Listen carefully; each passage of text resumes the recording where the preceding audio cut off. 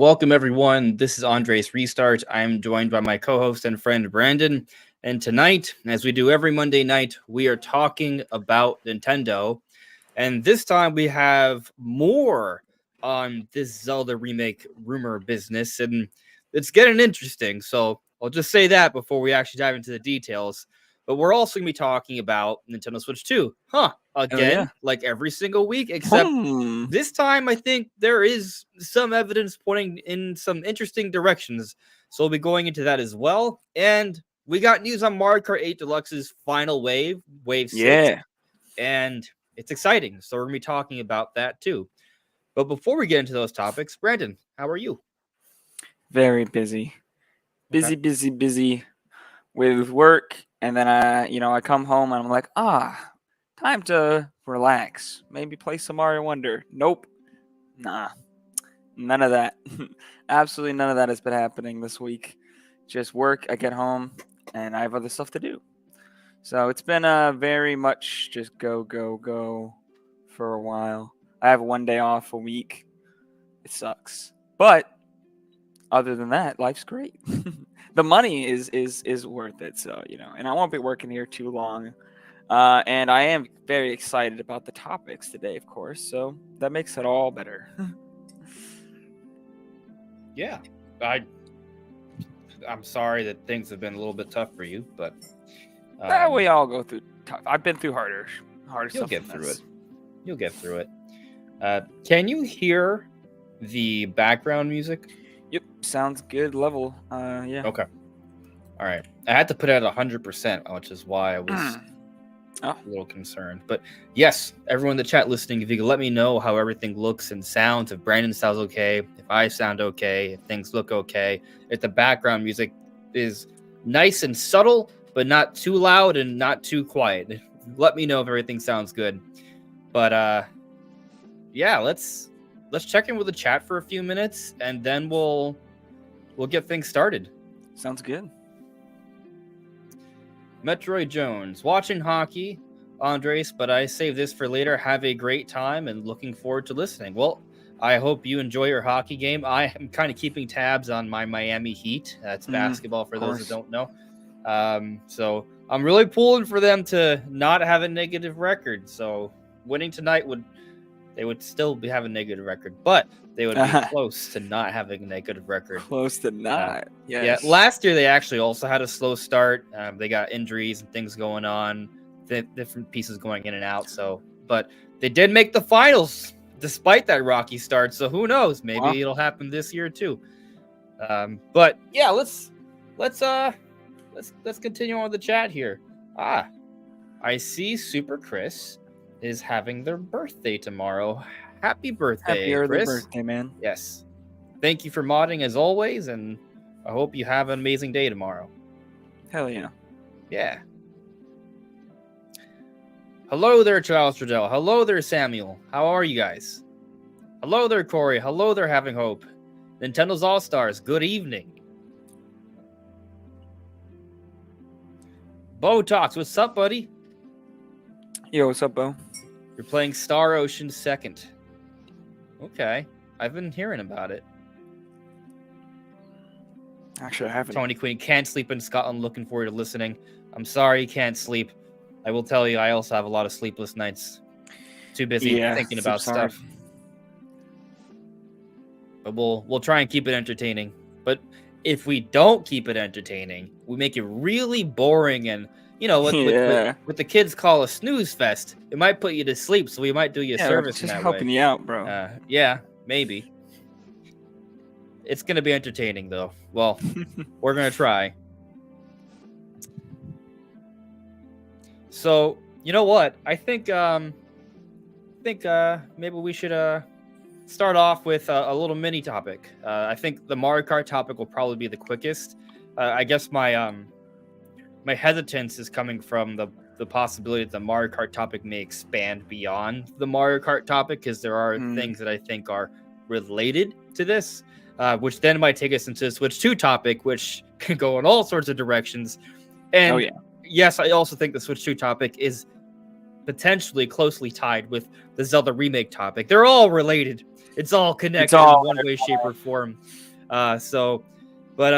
Yeah, we'll jump into the Mario Kart topic. We're gonna get through everything, but maybe we'll hold back on everything we could say. Reference like we'll talk about Mario Kart, but we'll hold back a little bit as people kind of flow in.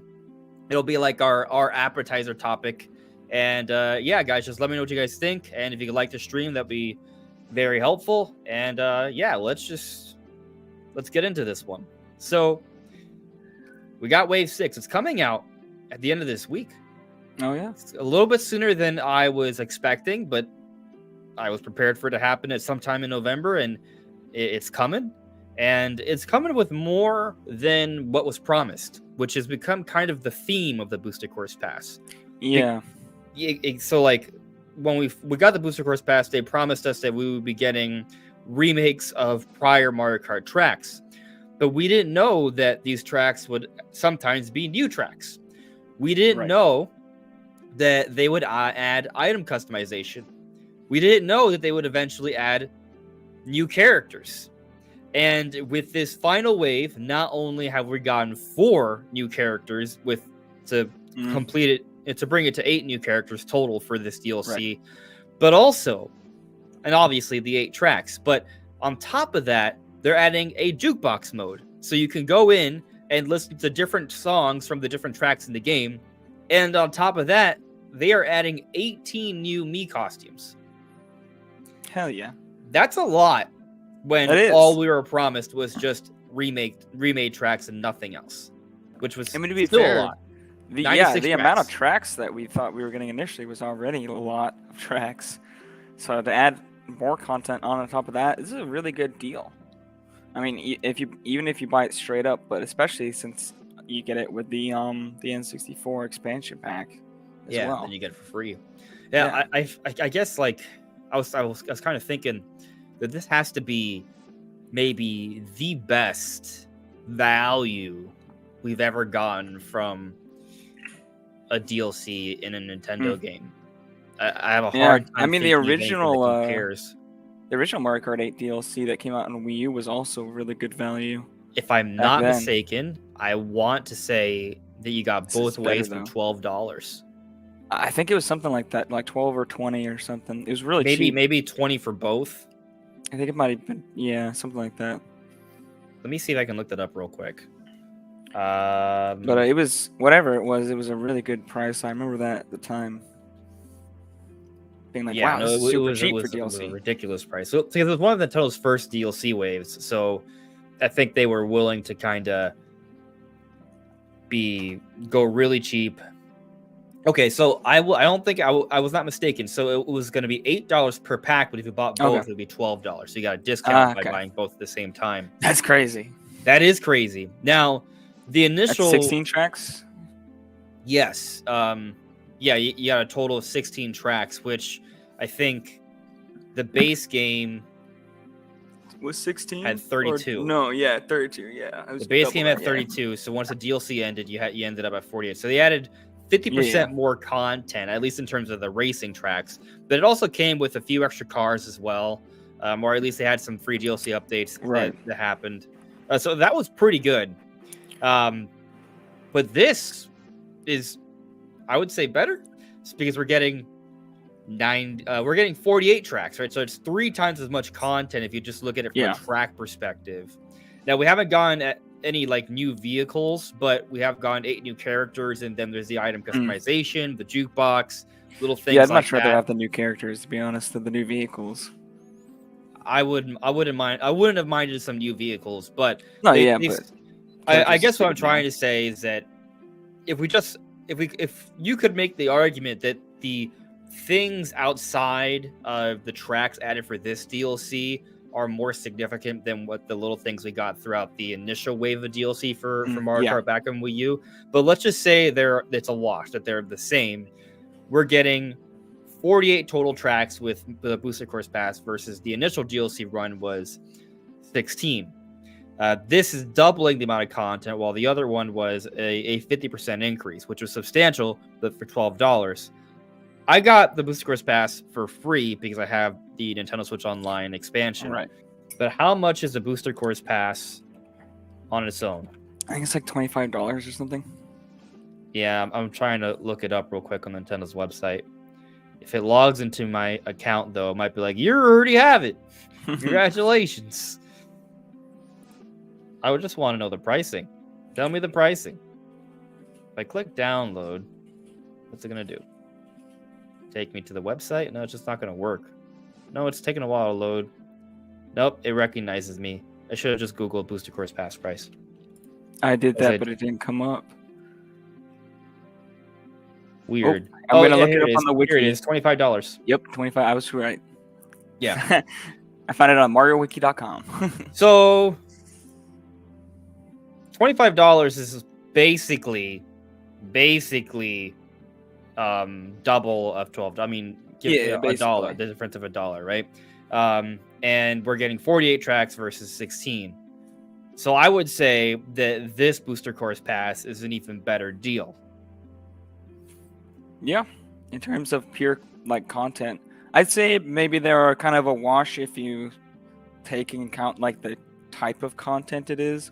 Just because I prefer the tracks and the original over the new tracks we're getting, just because they were explicitly new based off of different Nintendo properties, and they were very, very. There was Zelda and Animal Crossing.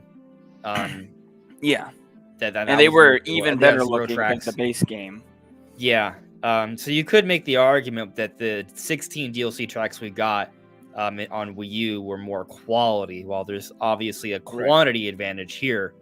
But I would say that some of the tracks in the Booster Course Pass are pretty comparable. I would say they're comparable. There are some that are clearly, from a visual perspective, not as substantial. That is totally true. But there's some that are really good. I really like that snowy Christmas train level. That one's beautiful. I don't remember the name of it, but I don't remember. I know what you're talking about. There's a couple of them that are really gorgeous. It's a couple of returning ones that are really beautiful as well. Yeah. No, they look good. I love with some of the new ones that we're getting, like Rosalina's Ice World. It's kind of a similar theme to the other one you were talking. I think I want to say the one that you were talking about is called Merry Merry Mountain. I could be wrong. Well, it sounds correct. I'm gonna Google it again. I don't know what other stage would be Merry Merry Mountain if that's a stage or a course. It is. Oh, I'm on fire. Hell yeah. Remembering names, that's not what I do. That's definitely not what I do. Yeah.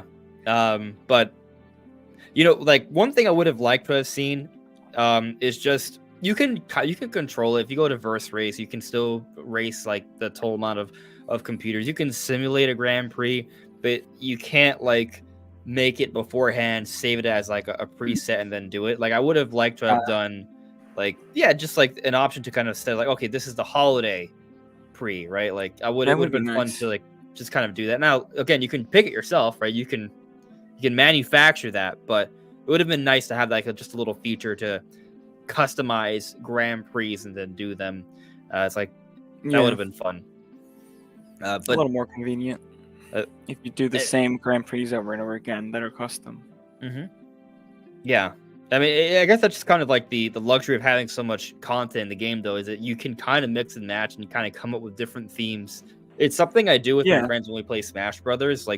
We just, when it's someone's turn to pick a stage, we're okay, pick a theme. So so what happens, what we do, it's not just the stage, it's also the characters, right? So we'll pick a stage and we'll say, okay, you can only pick Pokemon, or you can only pick people with swords, or evil beings, or what have you, or non-humans, things like that. Yeah, exactly. So with Mario Kart now, you can kind of do that a little bit with, you could do something similar, and that would be neat. I guess I could think you make the argument that you could. I don't know if you could customize it more. It's comparable because with Smash Brothers, there's a lot of customization because you can customize the items, you can customize the actual stages a little bit, and then obviously the characters. You can't change the stages at all in Mario Kart 8. You can do mirror, but you can customize the items now. So that That is cool. That is cool. Yeah. Well, I'm not sure on because I haven't done it. I wonder if you can. Yeah, I don't think you can do this, but it would have been neat if you would have been able to customize the items per stage, just to kind of like add Yeah. more of a theme per stage. You know, that that level of customization. Maybe we can see something like that in the next Mario Kart. That would be maybe a direction they could go, like, you know, kind of like the Smash direction. More, bigger, better customization is usually something that goes hand in hand with that. But Oh, that for all sure. said, you know, I don't really want to complain about what we're No. getting because it wasn't expected. I wanted some DLC for Mario Kart 8 when it came to Switch because it, you know, it was going to prove to be a long wait. That was pretty Right. obvious. And I kind of gave up on it. But even if Nintendo had made good on it earlier on, I wouldn't have expected them to add 48 new tracks. I would have No. expected them to add maybe 16. So what they've done here is, I would argue, is above and Crazy. beyond. Yeah. No, for sure. I mean, it makes sense when you sell that many units. You really want to go above and beyond on selling even more. Getting them to buy, another thing. Trying to make that as incentive as possible. Because I mean, they want to sell this DLC potentially to every customer, or better than that, get them to buy the N64 online expansion packs for the DLC. It's just a great. Man, I'm sure this is making them so much money. Is this your favorite DLC of all time? Is there any DLC that you would? I would say the Xenoblade Chronicles DLCs are probably my favorites. Sure. Because they're like whole new campaigns and they're like their own games almost. Yeah. I mean, Torna was sold on its own, so. Off the top of my head, though, outside of DLC, know. I mean, outside of Xenoblade DLC, I think you're. For me, it is.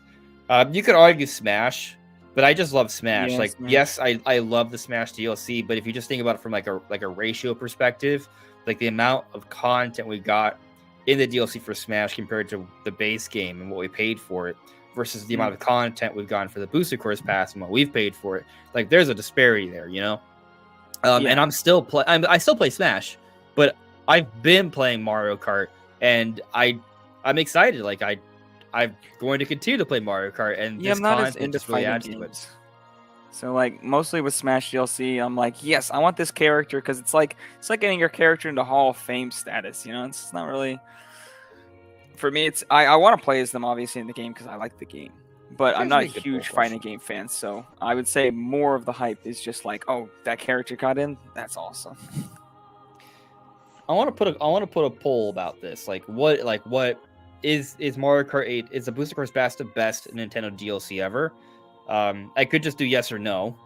But I guess what I want is to put options. But I think where the problem is that I can only put 4 options, and I'm just gonna put the options that I like. Right? Like I'm gonna say if I were to do, I would say Mario Kart, Smash, Xenoblade Chronicles, Torn of the Golden Country, and then Future Redeemed for Xenoblade Chronicles 3. Like for me, that's kind of like the 4 different DLC packs that I think of that are at the top. Right. I mean, maybe you can make the argument that Smash DLC shouldn't be.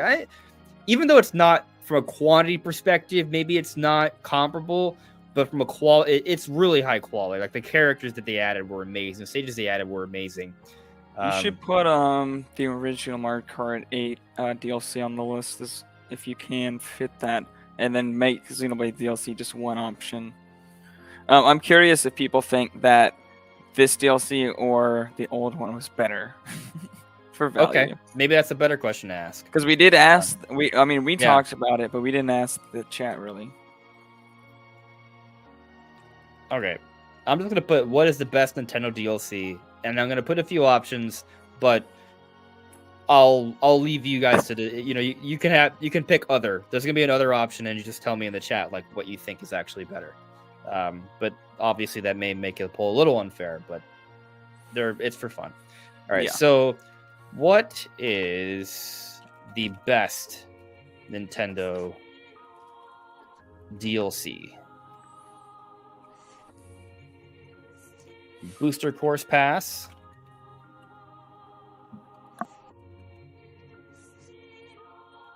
Wii U Mario Kart's Wii U DLC. And there's a lot of options. Like there's the Animal Crossing DLC, for example. Like I think some people Oh might yeah, argue that was that. good. Yeah. That was actually a really good DLC.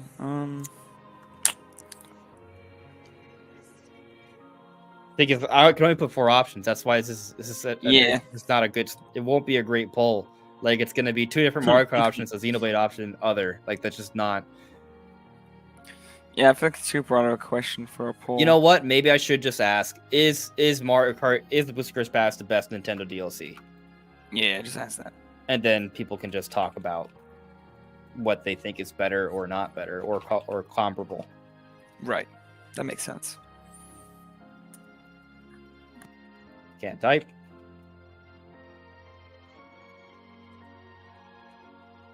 And I don't know how. Oh yeah, I can delete options. Neat. Whiskers Pass the best Nintendo DLC. All right. Poll has started. All right. So with that poll up, let's check in with the chat, and then we'll move on to our next topic after we do a few questions. Cool. All right. Let's see here.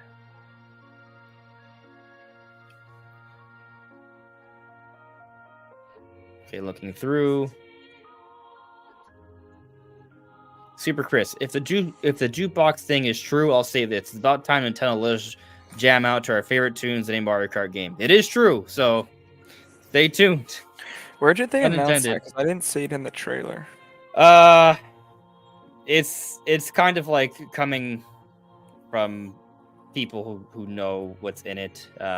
Okay, gotcha. Yeah. Gotcha. So they haven't really announced it. Gotcha. They didn't. I don't think they really advertised it.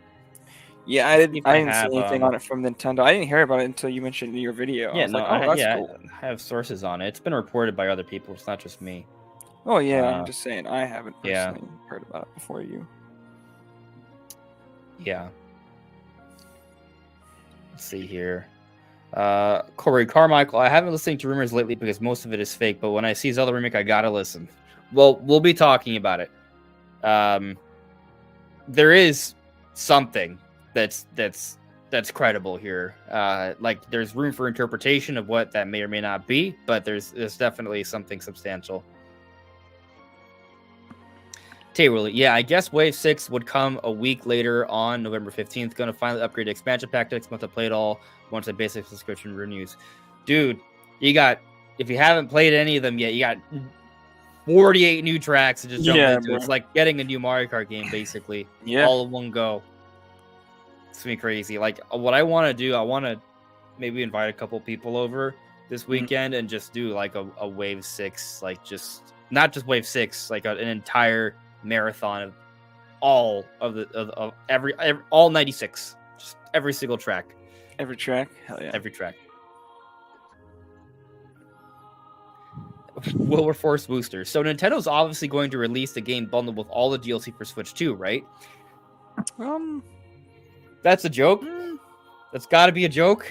It might. No, but Nintendo doesn't really do that kind of thing. Like they're not really into the Ultimate Edition kind of. Well, I mean, they did it. Editions. They did it. Mario Kart Deluxe. Yeah, but they're not gonna do it again. Deluxe. Come on. They only did that because the Wii U. Yeah. That's a special case. They don't typically do that. Like Switch, there's no Switch games that they're like, well, we gotta re-release this with all the DLC in one pack. Like they didn't do that. I do think Nintendo is going to think of ways to repurpose their content. Now, I don't think that's going to include Mario Kart 8 Deluxe again. I think they're just going to move on to the next new Mario Kart in that case because it's already been repurposed. But there may be some Switch games that are repurposed for Switch 2, and maybe they do have another release. One possibility that is kind of relevant right now is Smash Brothers. Like, I think they're gonna do something with Smash Brothers. Now the question is what that will be. I don't think Nintendo's gonna go through that throughout the entire Switch 2 generation without giving us some sort of new Smash content. So are they just gonna give us like a Volume 3 of the Fighters Pass? Are they gonna give us like a a kind of graphics patch? Like, is it all just going to be Yeah. DLC we purchase, or is there going to be a physical version that we can get that includes all this, or is it going to be both? Like, if you already have Smash Ultimate, you can put it into your Switch, but you can pay for an upgrade that comes with new content and visual improvements as well. Right. Or is there going to be a physical, like maybe both? There's a few different ways they could do this, or they just create a new Smash game, and there won't be like a Smash Deluxe. It'll just be new Smash. Yeah, it's interesting. Smash is, I feel different because I feel it's gonna be hard to move on from Smash Ultimate to a new game.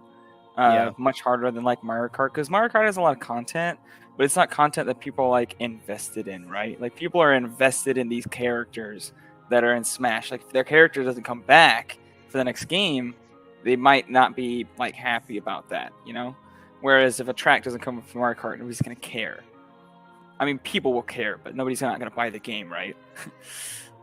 Whereas the Smash community, people get mad about that kind of stuff. So it's interesting. They may just make more content on it.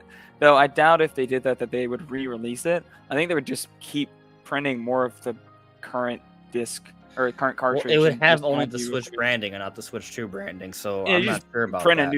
Print a new case. But it includes the DLC. It could. I mean, they could do that if they wanted to. Yeah. Includes the DLC, but has more DLC. Yeah, include like the base Switch DLC. I could see them doing that because they would add more content, right? But I don't see them doing that for Mario Kart because I don't think they're going to add anything new to Mario Kart, so they can just keep releasing the same version. You know?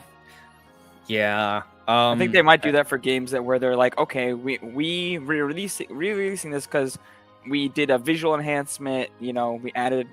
Not only is it in 4K, but it also has graphic improvements, texture improvements, a lot of improvements, pop-in and stuff like that. They went and reworked the game to make it work for Switch 2, and it's got a bit more content. Then I could see them re-releasing it, but just being like, oh, Mario Kart was popular, so we should do an Ultimate Edition on Switch with all the content and nothing new. I don't think they would do that. Not for Mario Kart, no. It's going to be interesting.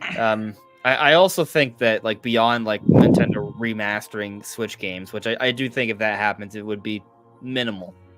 But there's what we've already seen them do. They're remastering Nintendo Wii games, 3DS games, GameCube games.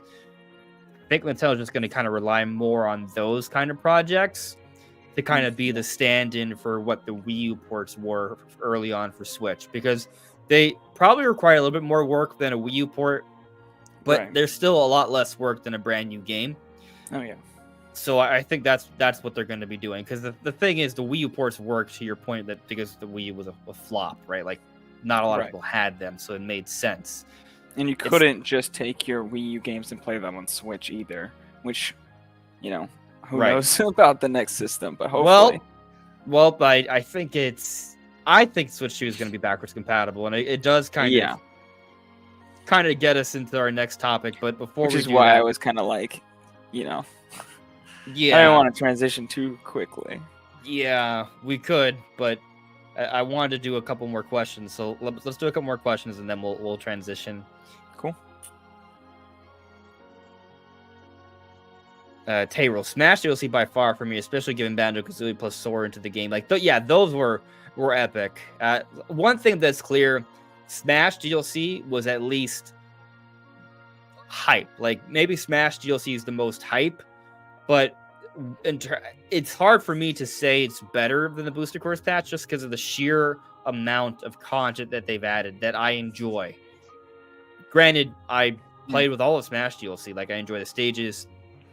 Well, I guess I don't really use Minecraft Sleeve too much. I also don't use Terry Bogard that much. I'll use him occasionally. I like Terry. No, I don't dislike the characters. Actually, I really like the character. I'm just not good with him. No, I'm pretty good with him. If it's the character I'm thinking of, I think it is Terry Bogard. He's the guy with the jeans and the red shirt. Yeah. He's basically blonde, muscular Ash Ketchum. Yeah. No, I'm pretty good with him. I like him. Yeah. Trying to think. There's this other character from Tekken that they added. It's Oh crazy. yeah, I'm trash with him. Yeah, I forgot his name. I'm not used to can tell. I'm pretty not a good, big Tekken guy. Yeah, no, for me, he's like, I feel like he's the boss of the game. So, like, whenever I play a level 9 of him, I like to play with Pyro and Mithra. Pyro and Mithra are my new mains. So that's the other thing. Like, I am happy that they not only did a volume 1 but 2, because 2 brought Pyro and Mithra, and Yeah. Pyro and Mithra are my favorite characters in Smash. So yeah, I still think Banjo's my favorite character. If Oh, they don't I give love the Banjo. new one, oh, No, Banjo my is so heart good. will break. Yeah, I actually was a big fan of Byleth as well. Hmm. But in my head, Byleth is Edelgard. That's why. I always changed to the female Byleth with the white hair, so it looks like Byleth. I mean, like Edelgard a little bit. Screw Edelgard. Nobody likes her. I do. Okay. Well, that's why I picked Black Eagles. Screw the Black Eagles. I think I picked. I think it's called Golden What's Lions. funny is that, like, if you play the Black Eagles, you think they're great, but if you don't pick them, you think they're terrible because the story goes very differently. Interesting. We're talking about Fire and Three Houses for those that don't know. That's where Byleth and Edelgard are from. Josh Coleman, you still haven't beaten Tears of the Kingdom. It's a big game, so I don't blame you. It's a huge game.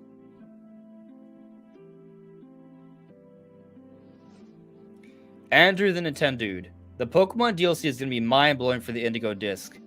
I hope it is. And that's actually news that came out this week too. That is not really a planned topic, but the Pokemon DLC, it is coming out this December. Like, when they said winter 2023, they did mean the year 2023. They didn't mean like, oh, it's sometime in the season of winter that starts in 2023. But could be I didn't know they January, said February, or early 2023. March. I thought they just said winter. They said winter 2023, but a lot of people thought that meant that it could include the early months of next year.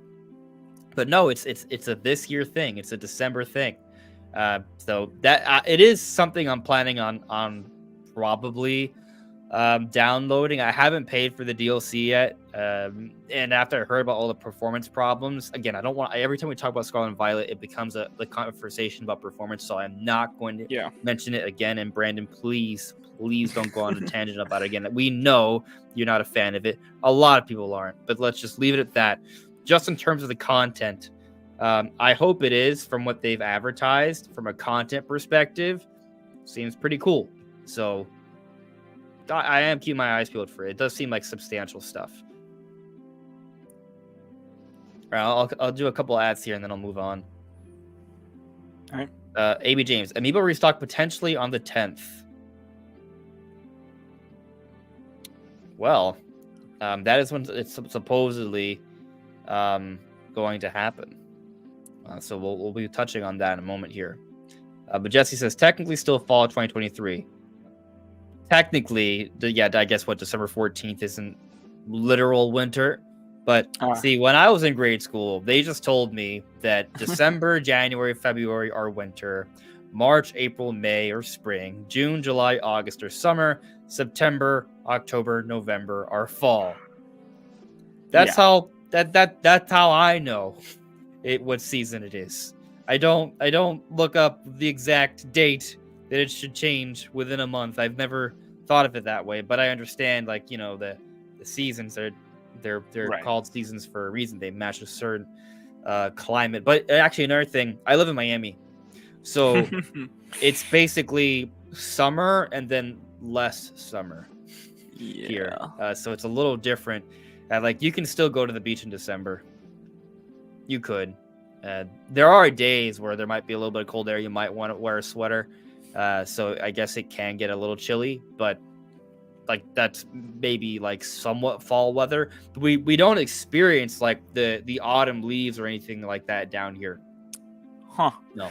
There's a lot of evergreens where I live, so it doesn't do. A lot of the trees just stay green, but I mean, you're in Texas. Like that's I mean, it gets down to like the different from- 30s. Sometimes it gets down to like 19. Very occasionally. That's pretty cold. That's cold for Miami standards. Although I lived up north for most of my 20s, so it's not like I don't know what the cold is. Yeah, I've never experienced negative weather or even like single digits. Actually, no, it's been single digits here very rarely. I've experienced it. I'm glad I'm back down south. I'm south of south. Down south is not South Florida. That maybe that gets you to like northern Florida, but like I'm south of that, which is Miami. It's the culture here is very different. But let's move on to the next topic. I will note that so far in the poll, leave it up for a little bit, but so far in the poll, the majority of people seem to think that the Booster Crisp Pass is the best Nintendo DLC. So that's if you go by the numbers, it's hard to disagree with the numbers. Yeah. I'm going to save the Zelda remake stuff for our final topic, but it's going to be a big topic. We're going to talk about that for a while because there's a lot of different angles to that. It's very exciting, but this is still relevant. It's actually more relevant to the Mario Kart stuff, so I think we should talk about this Switch 2 backwards compatibility thing first. Cool. How is it relevant to the Mario Kart stuff, though? I'll explain.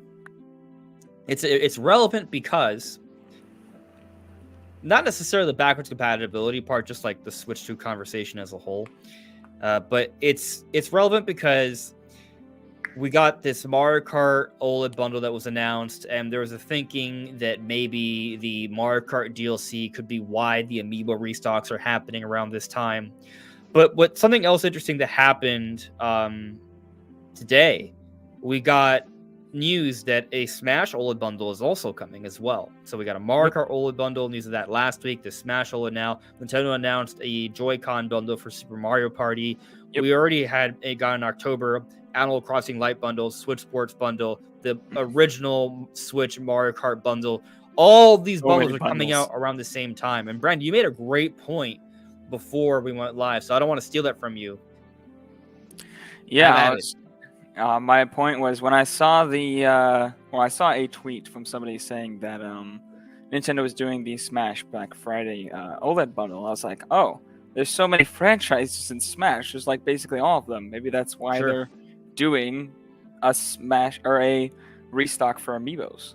And I feel like that would make a lot of sense if you have a game that advertises all your franchises. People, I'm not sure if all the Amiibos getting restocked are from Smash or not, but even if they aren't, I imagine there's usually only like one or two, if depending on the franchise, Amiibo for that franchise from Smash. There might be other ones from other games that you might want as well. So it may make sense to restock other ones as well, even if they're not necessarily Smash Amiibo. So I feel like that could be an explanation for why they're restocking so many Amiibo this month.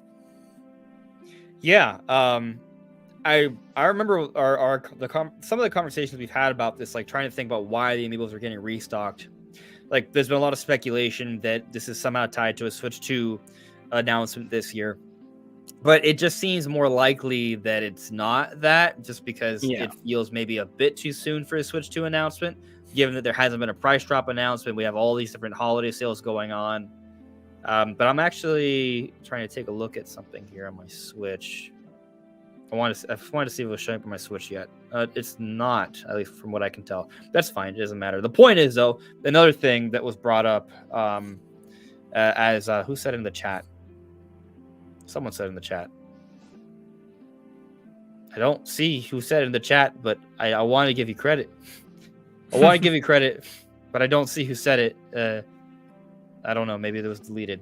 But anyways, forgive me.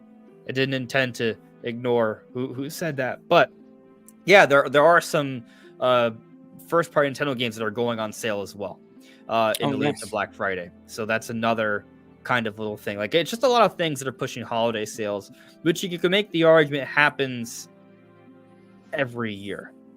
But I think that's fair to say this year it's more significant. It's more potent.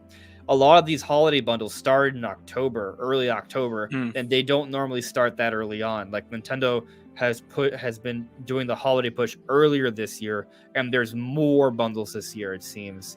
It would be hard to confirm that because I don't know if there's like a place that archives every holiday bundle per season. There might be, actually, But based off my memory, I'm fairly certain that this year has a lot more bundles than prior Seems that way. years. Yeah. So the sentiment is that Nintendo is pushing as much switches as possible, and as you said, Brandon, it could tie into the Amiibo restocks as well. You have you have Mario stuff going on, you have Smash stuff going on. So those Amiibos that were related to Mario and Smash, they may relate. We also have the Tears of the Kingdom Amiibo coming out, so maybe putting out just a restock of Zelda Amiibo as a whole just makes sense. So True. all of that makes sense. The only Amiibo line that maybe doesn't make that much sense is the Metroid Amiibo, but well, maybe just throw that out there too in hopes that something happens, or maybe Metroid Prime 4 will finally be showcased at the Game Awards. Ooh. That's possible, and that doesn't Nice. that does not require Switch to announce it at the Game Awards. So I think that is on the table. Now there's other possibilities as well, but I'm just saying that maybe the reason why there's these Amiibo restocks has more to do with just a big holiday push, which I think is tangentially related to Switch 2 because it feels like Nintendo's trying to clear out as many Switches as possible, have the biggest holiday season they can for Switch now, while it's still the primary platform, because come this time next year, it will no longer be Nintendo's primary platform. There'll probably still be some Switch OLEDs being sold, maybe some Switch Lites. Oh yeah. But it's not going to be the main system that they're pushing for the holidays. No, it will be Switch 2 at that point. Yeah. So how does this relate to backwards compatibility? This part in and of itself doesn't necessarily relate to backwards compatibility, but there are games that are coming out now and that are coming out next year that do relate to Switch 2 backwards compatibility. All right. So, a game that came out a couple of days ago is called Fashion Paradise? Yes. No. Fashion Dreamer. Okay. And I talked about this in my video today. Game came out like 2 or 3 days ago. And what it has in the game are the colored buttons, the Super Famicom style buttons. So the A button on the right side is red. The B button on the bottom is yellow. It's yellow. The Y button on the left is green, and the blue button on the top is X. That's how it is in Fashion Dreamer. That's not the only game, though. That's how it is in, how do I pronounce it? East X Nordics. Huh. That's how it is in that game. It's also in this, I forget the name, is like Kurono Kiseki, but there is a translated version of the name as well. I wonder if I still have it up. I knew it when I recorded my video today because I looked it up beforehand. I don't remember it now. It's like a complicated name. I'm trying to see if I have a tab for it, but it translates to, okay, here we go. It translates to The Legend of Heroes Trails Through Daybreak. You can tell that was, like that's a long name. But so these games, right? The Kurono Kiseki comes out summer 2024, but these other games have just come out, and they still have the colored button format for well, I mean, we don't know what it's for, right? But the thinking is that it's for Switch 2. And this kind of keeps happening, right? Like, we've already known about this, we've talked about this before, but there was a speculation that maybe these things weren't going to actually be the final button layout when these games actually come out, except they still are. They still are. And some of these games are iterative, right? And the prior versions didn't have this style of button overlay, and now they do. Right. Why would they do that? Why would they change this? And I actually, I decided to kind of go back and look at different Switch games.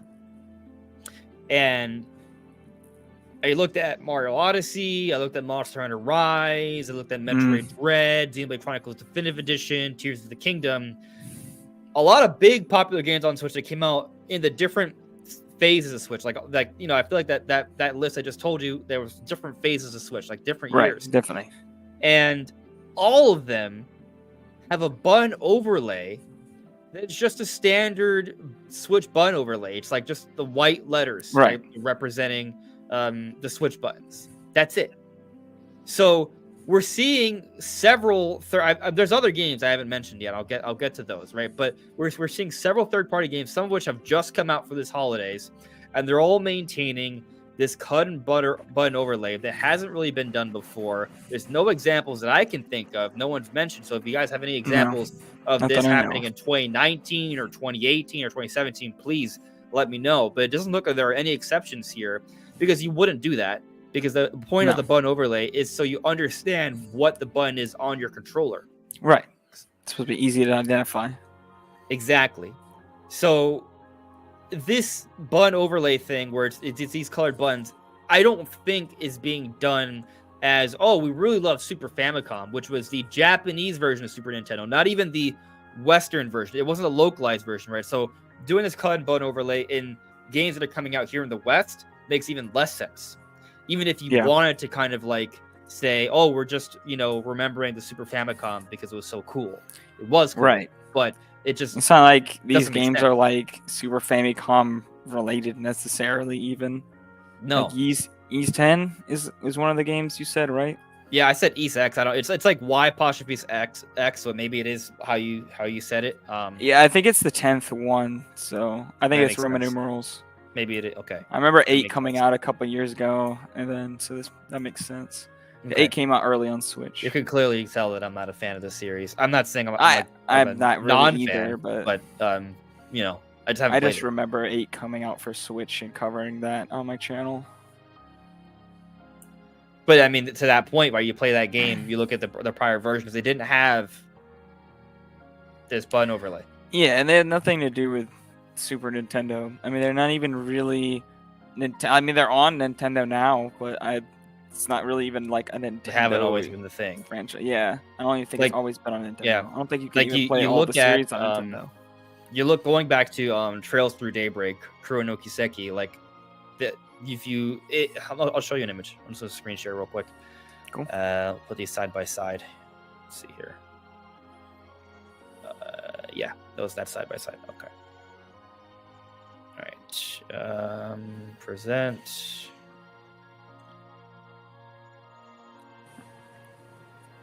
I think it's this one. Yes. Okay. All right. So as you see here, right, this is an image of well, maybe I should open it in its own tab so it's a little bit easier to see. Can you still see this tab? Is it better now? All I see is the Google image, like Google search. There we go. Now I see it. Okay. So this is a PlayStation, an image of the PlayStation version. You see that it's the PlayStation buttons. Now, this is not as high resolution, but this is the Switch version. And I mean, you can see clear as day, right? The red A button, the yellow B button, the green Y button. These aren't Xbox buttons, right? Those are different. I can't see it yet. They're not organized in that way. Oh, damn it. Every time I have to like press the button for the tabs, but you see that there. Yeah. So, this is like a recent thing. Like it's just, why are they doing this?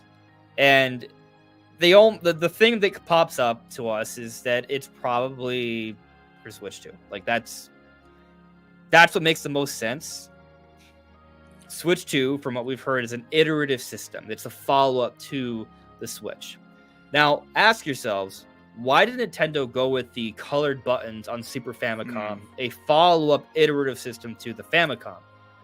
Because it helped to differentiate the system. Why did Nintendo do this for the new Nintendo 3DS? Because it helped to differentiate the system. So why might Nintendo do it again for the Switch 2, that from everything we've heard is another hybrid device that's very similar? To help differentiate the system. So if it's coming out next year, these buttons seem to match. Yeah. But let's talk about the Nintendo ones. Because you mentioned, a game not having a reason to, make a reference to Super Nintendo or Super Famicom. Well, Super Mario RPG would. And it also has these buttons. It's a Nintendo published title. So that's the one game that you can maybe think, okay, they're just making reference to Super Nintendo. That's fine. Right. But I'll still make the point that Super Mario RPG came out for Super Famicom, but also Super Nintendo. They used different names back then. They were marketed differently, looked different based off the region. But the Super Famicom had that version of Mario RPG used the gray and purple buttons. We have seen no evidence of that in Super Mario RPG. So they're just picking the Japanese version, even though they're marketing it here to us in the West. It would know the Super Nintendo, not the Super Famicom. Right. So to me, I think it takes away from the likelihood that they just picked it for a reference to Super Famicom when we have these other games that are coming out that are doing it. But the real sticking point, we've talked about this before, is Super Mario, not Super Mario, it's Paper Mario 1,000 Year Door. That's a GameCube game that's being remade. It has no business having anything to do with Super Nintendo. Yeah. It could have some business to do with GameCube. Right. But they don't. They wipe the GameCube button prompts. It's all these new colored button prompts, A for red and so on. So to me, I think it just makes it very clear that there is something going on behind the scenes that these developers are doing. And I personally believe it's for Switch 2. It's hard for me to think what else it could be. I just have a hard time believing this is just some sort of massive coincidence. It's never happened before until the second half of this year, the last big holiday period of Switch leading into Switch 2. And it hasn't happened at all beforehand. Like, that just doesn't make any sense to me. It's too much of a coincidence. Plus, like, what else could this be? Because why would developers care about anything else? Like, if Nintendo's releasing, like, oh, we're doing Joy-Cons with the SNES colored buttons. It's a special edition. Buy it now. Like, why would developers care? No developer would put that in their game because of that. Yeah, like it doesn't make Mario any sense. RPG, maybe, but for all the others, it doesn't make any sense. Yeah, especially for third parties that have nothing to do with Nintendo in general. Pretty much, they just happen to be on the Switch. So yeah, I think that this is tied to Switch 2. Maybe somehow it's not, so take it with a grain of salt. But of all the things that where we have like this evidence that kind of suggests that, I think this is like one of the safer ones, in my opinion. And the cool thing about this, though, which brings us to the topic for we've been kind of building up for, is backwards compatibility. Right. If these games, it's the big deal isn't the fact that the buttons are colored. I think it's neat, but the bigger deal is that if these developers are going through the lengths to have this different style of button that doesn't match the Switch, the reason why they would be wanting to do that would be to keep the game relevant for the future, where it'd be more played on, which would be the Switch 2. Right. Implying that these games that are coming out for Switch will also be playable on Switch 2, which means backwards compatibility. It suggests backwards compatibility in the fullest sense, I think. Right. Like, so you can take the cartridge from Switch, put your Switch 2, play it just as is. Yeah, I think that's a big deal. It would imply that, because why? There's no reason to put it in the Switch version. In fact, I'm curious why they don't have the Switch version use a different layout engine just to detect if it's using the Switch 2. But it may be that they don't have the the software for that at the moment. I don't know. Or maybe they just want to start teasing it. Maybe Nintendo just wants to tease it for some reason. Or maybe most games do have it, and the ones we've seen are just the exceptions. Because there's a lot of games coming out.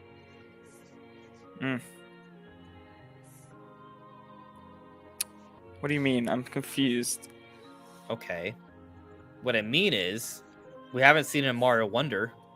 That doesn't mean that they can't have a patch that has that available for it when Switch 2 comes out. Yeah, it's interesting because it kind of suggests that they aren't going to patch these games for Switch 2, which would imply that they don't need patches to work on Switch 2. It's just interesting because if they are going to patch it, then why even include the button layouts anyways? That doesn't make sense. Yeah. Just add them into the Switch 2 patch. Yeah. I'm not sure. But maybe the Joy-Cons for Switch 2 will still be compatible with Switch 1. I don't know. We still got a lot of questions. Yeah. But I think this strongly suggests backwards compatibility.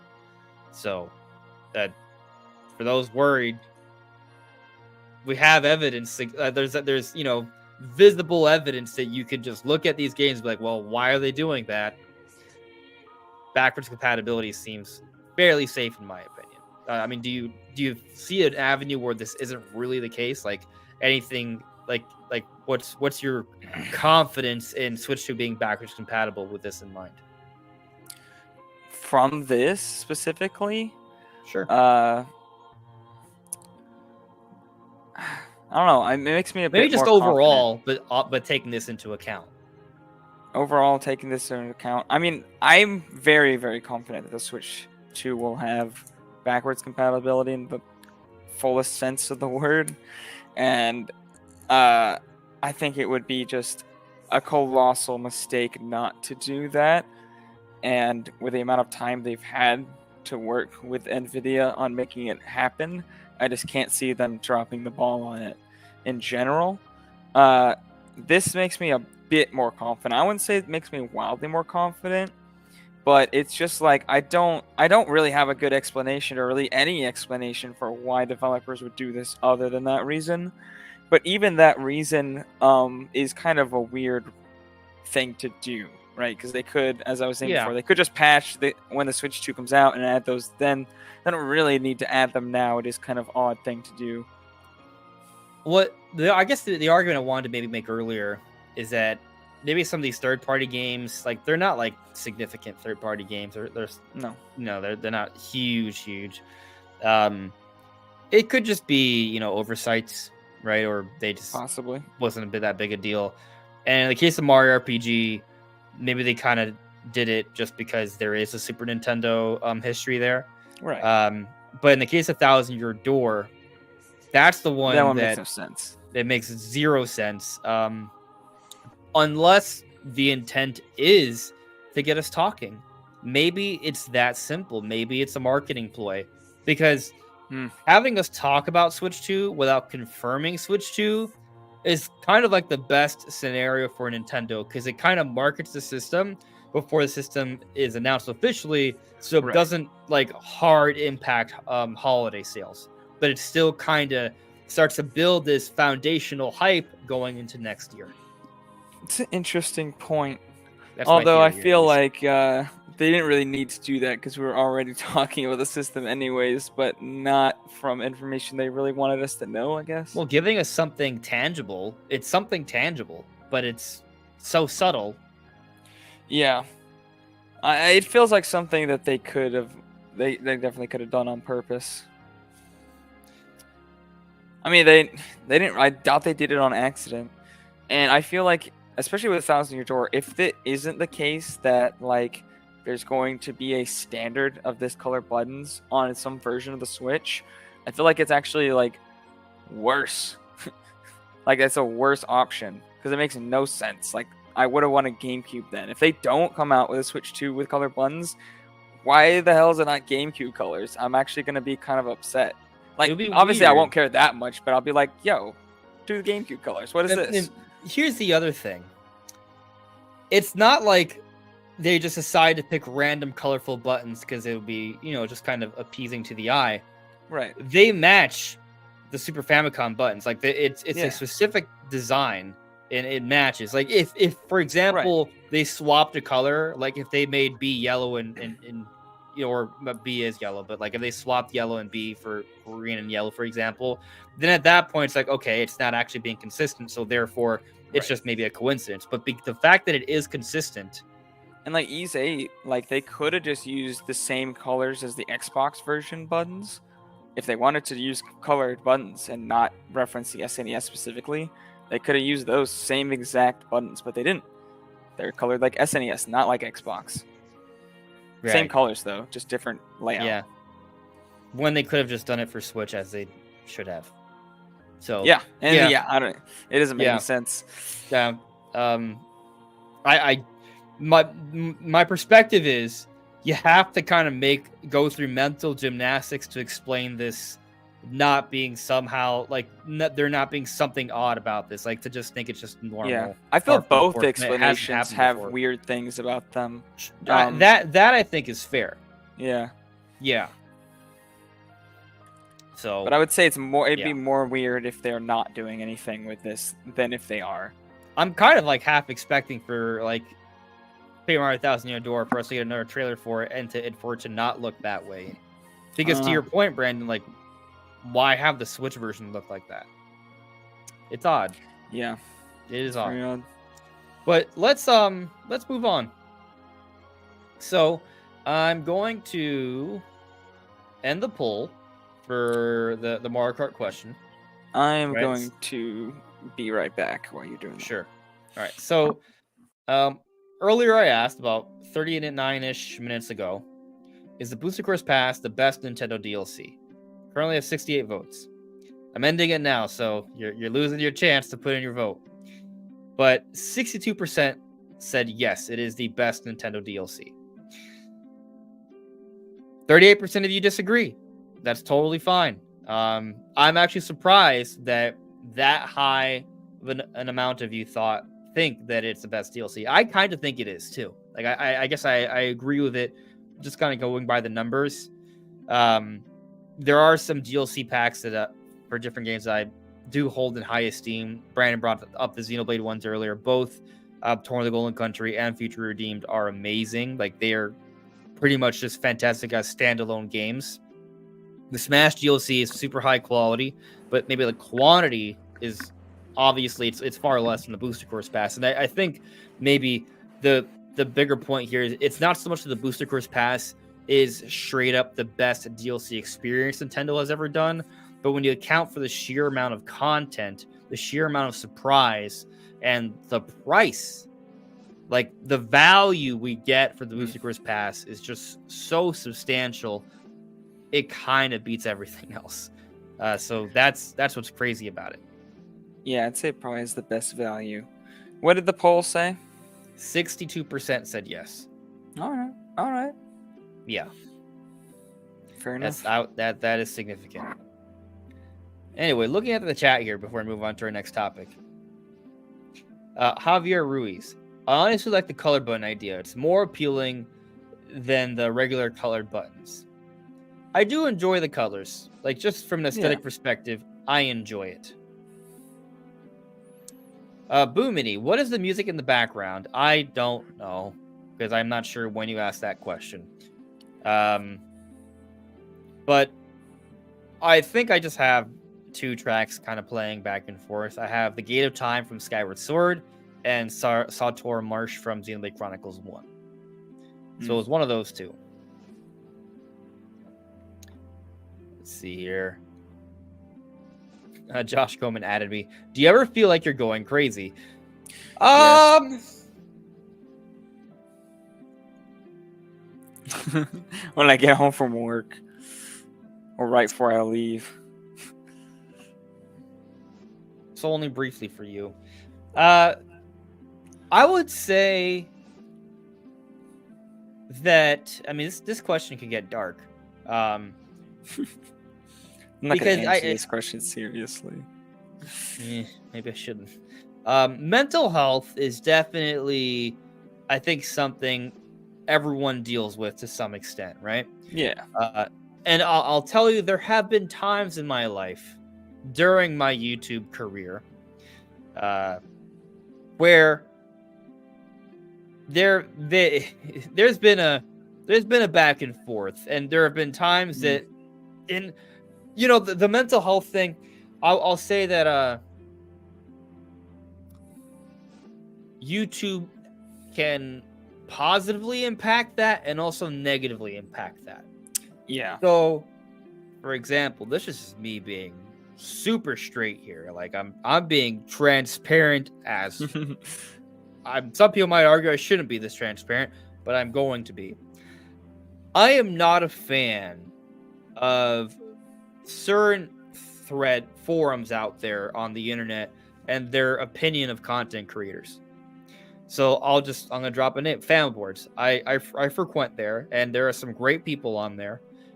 Some very great conversations, some good finds. It's great for Nintendo speculation and news. Like it's wonderful. A lot of things can get lost through it's a forum, right? So it's not super neat and organized oftentimes. So you can't always get the most clear-cut picture and understanding of what's going on. Anyways, though, the point is that I've noticed that there are a lot of people on there that attack content creators. Like, they just think that they are the scum of the earth. And I'm included in that conversation. And from one perspective, you could say, oh, well, they put you in the same conversation as other bigger content creators, right? Like, so there are some content creators that are violently attacked and shamed and sometimes slandered on there. And they have 100,000 subscribers. And I think that some of them are great content creators. And sometimes I'm thrown in there. So maybe I should take it as a compliment.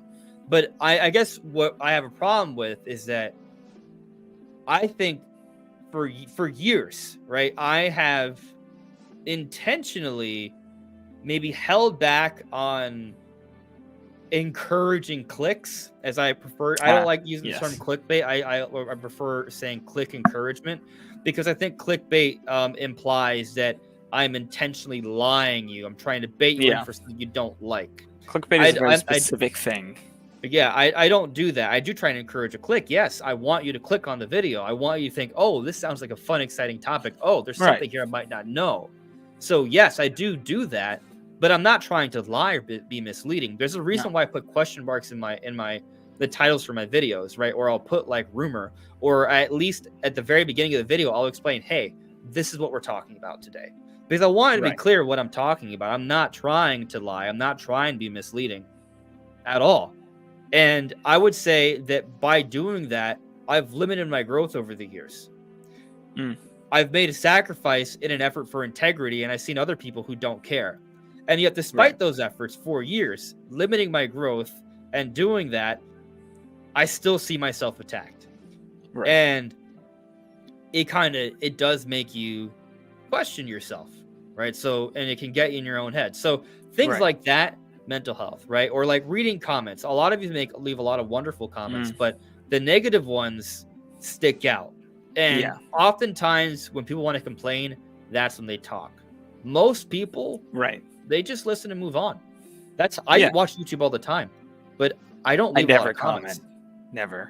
If it's for someone I know and I want to leave support, I will. But 99% of the time I don't, like most people.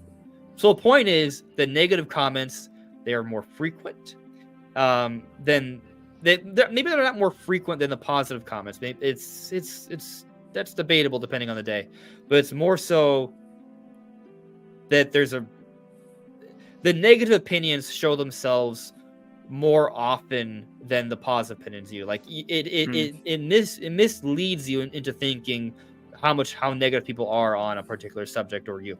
So those things can impact like mental health, right? Like, so if you're on YouTube every day and you get too caught up in that stuff, it can impact your health, right? Which is why you'll see a lot of content creators eventually kind of step away from being in the comments. I don't want to do that.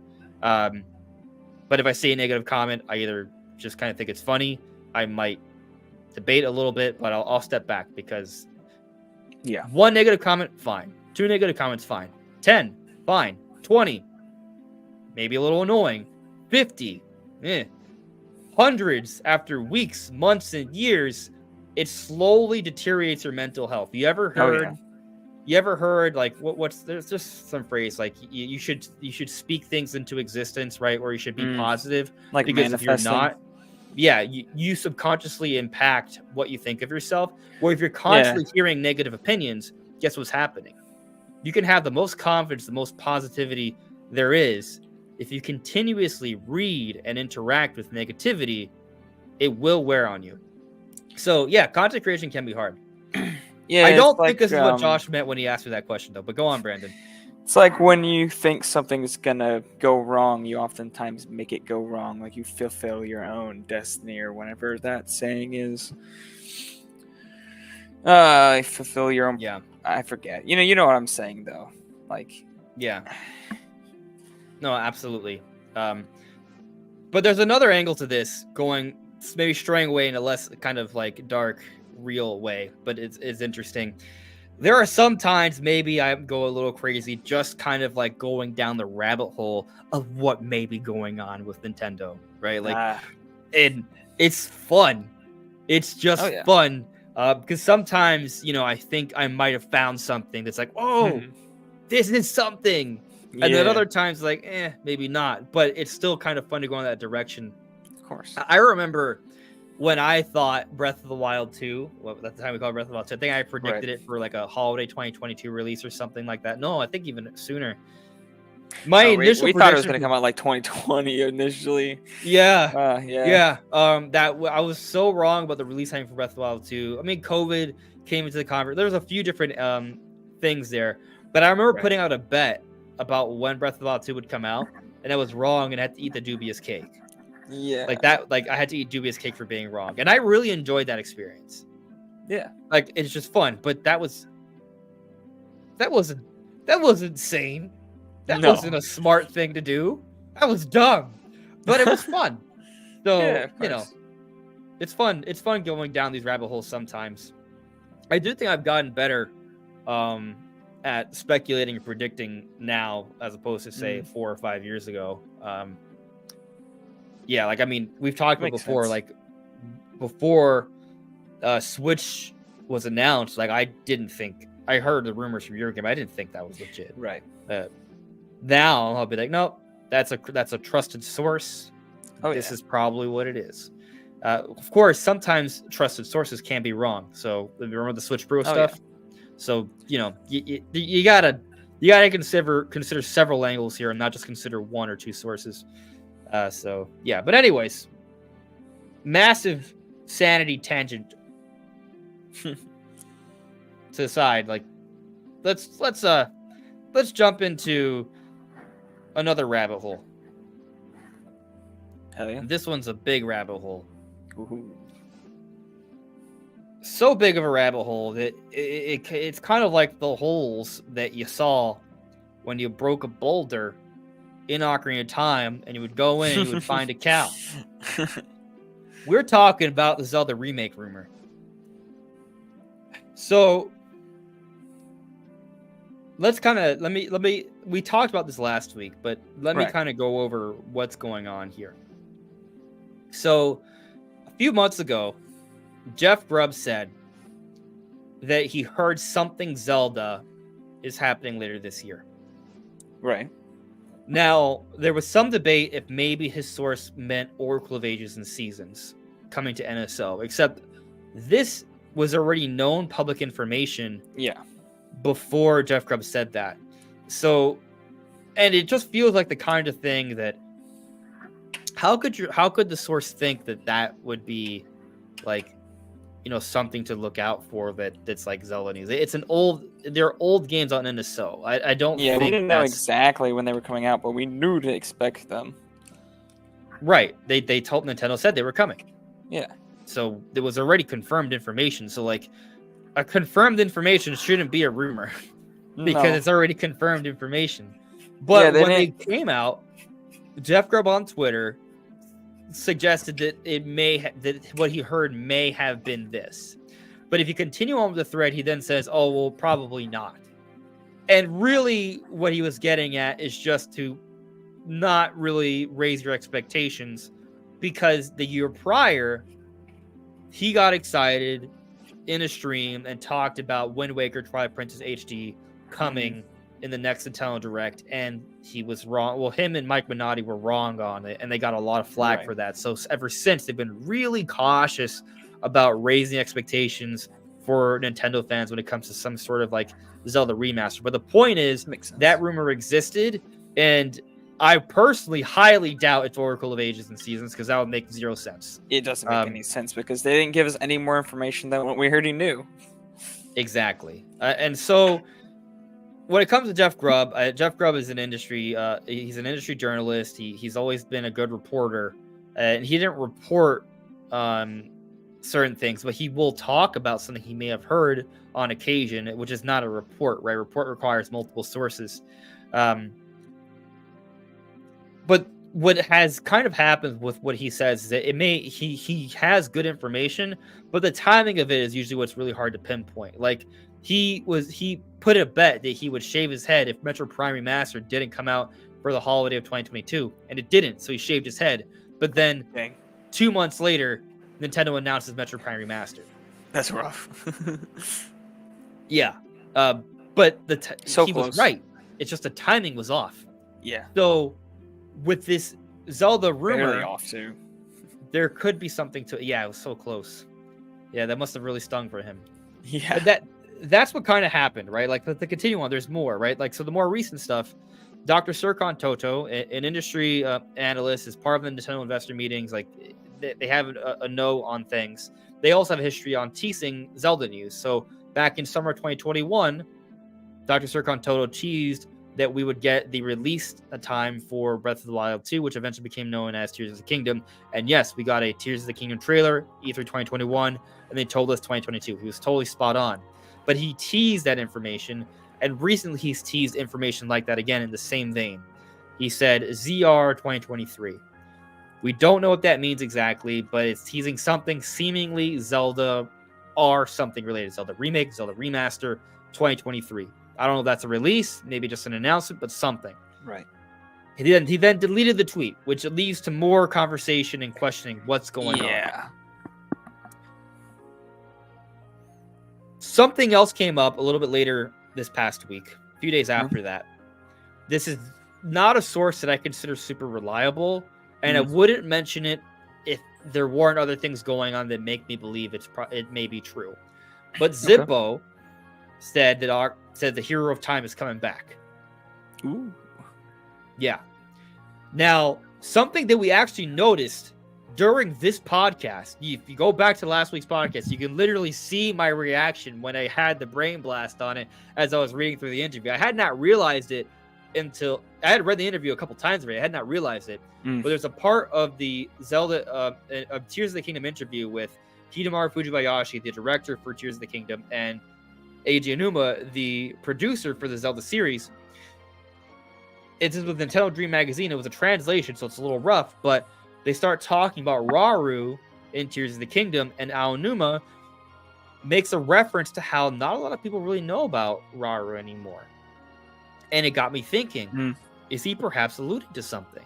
Because Aonuma actually has teased multiple Zelda games in the past. He teased Skyward Sword blatantly for Switch. Very blatantly. And apparently, he also teased Link's Awakening a few years beforehand as well, like 3 years before it came out. So there's a history there, and this may be subtle, but he's making a reference to Ocarina of Time and stating no one really would know who that character is anymore. And while it may be a tease, it also might not be a tease. But if it's not a tease, it at least tells us that Aonuma, the producer of the Zelda series, doesn't consider Ocarina of Time a modern, relevant game anymore. He doesn't even consider the 3DS remaster, to be relevant anymore. In other words, if Nintendo's going to be going back into the barrel of Zelda games to remaster or remake, Aonuma would think that Ocarina of Time would be worthwhile. Right. From those words, even if he's not teasing something. So when you consider everything else we're mentioning here, okay, maybe Ocarina of Time is the game. And I've kind of done more speculation on it, and I think from a lore perspective, Tears of the Kingdom would benefit by having an Ocarina of Time remake where they may be able to recontextualize a few different elements, and it may help to connect some things. I know some people won't agree with this. A lot of people may not agree with it, but I'm going to point something else out that it is me kind of maybe tooting my own horn, but I'm only saying it just to kind of suggest that I might be on the right track with the speculation here. Gotcha. If you go back to Nintendo Dream Magazine, there are several things that are brought up that kind of confirm several theories that I made about Tears of the Kingdom after I played the game. Now, these aren't like mind-bending, like crazy theories that were out of left field. I feel like they're pretty sensible, and a lot of people agreed, but not everyone. One of them was that King Rauru and Queen Sonia were designed to be parental figures for Link and Zelda. This was confirmed in the interview. It was a theory I had. that was not confirmed that there was debate about. Another was that Ganondorf was designed to have more behind him than just being a blatantly evil character. That he would have the pride of being a king, and there would be a cultural context to how he was brought up and what would lead to his actions. That was my theory. A lot of people said, "No, he's just straight evil, bro. You're looking too deep into it." In the interview, this is all confirmed. Oh yeah. So, point is, some of my speculations on the lore and intention with Tears of the Kingdom, this interview kind of confirmed a lot of my theories. So I have the other theories on this is all after, pre Tears of the Kingdom, the theories are a little bit more crazy, right? But post Tears of the Kingdom, theories are a little bit more concrete because we have a lot more evidence because we played the game. And we also have more interviews. But some of the theories I have is that there is meant to be a little bit of a lore connection between Tears of the Kingdom and Ocarina of Time. Ganondorf has these two characters that are by his side in these when he's swearing fealty to King Rauru in Tears of the Kingdom. These two characters are Kotaka and Koeme. The same Kotaka and Koeme from Ocarina of Time, except in Ocarina of Time they're over 400 years old and they are old ladies. But in Tears of the Kingdom they are young women. What I'm getting at here is that it's possible is that Tears of the Kingdom is the flashbacks, at least, are before the events of Ocarina of Time by 400 years. I know people disagree with this, but considering the other points I've made and how there may have been some story connections here, like my thought process all kind of connected all these different things. Maybe it is the case that they want to connect these things as well. And maybe King Rauru, being that Zonai, maybe that's what kind of popularizes the name of Rauru, and it leads to the eventual sage of light in Ocarina of Time. I don't know if the events could be 400 years before. I have a feeling they're like way before. Yeah, and I know a lot of people debate that. There's a lot of conversation back and forth it's just on that part. But I'm just throwing out these extra details that may or may not make sense. Because Ganondorf would be under the castle for like all the way until the events of Tears of the Kingdom, right? So is there a different Ganondorf in Ocarina of Time? Who's that guy? Yeah, different person. That's the idea. He's a new Ganondorf. Gotcha. But he was raised by Kotaka and Koeme, presumably the same ones that were the left and right hands of the initial Ganondorf. Could be. I don't know. I'm not feeling it. The story of Tears of the Kingdom.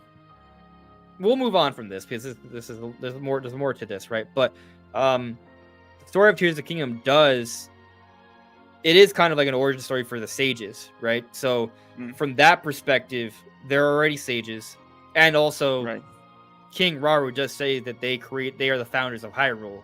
So by their words, by the story at face value, it tells you that it's before all other events in Zelda history, except for Skyward Sword. That I do believe. I just don't know if it's only 400 years. I could believe that there is a long. Some people might argue it's a separate timeline. Yeah. Yeah, it could be a separate timeline, to be honest. Or just a total retcon that just bears no significance to Ocarina of Time at all whatsoever. It's so hard to say. I feel like if they did a remake, maybe they could just reference like King Rauru from back in the day, and like it would. I don't think they would like blatantly, explicitly explain the connections, but there could be some slight differences if they were to do that. But I want to kind of get back to the main point. Right? I brought up the speculation on how the theories might connect and the lore connect, just to kind of add a little bit more to kind of like this thinking or how it could maybe make sense. But the point is, we have the rumors, right? Circon Toad is teasing something ZR, right? Like that's something. Right. There's something else I'm going to say. I cannot tell you. I can't give you details. And I'm not saying I know what's going to happen. I don't know what's going to happen. But let's just say I know there's more to the Circon Toto tweet than it just being like something really basic. That's all I can say on that. And I want to clarify. I don't know what it is. I don't. I do not. All I know, I don't know anything.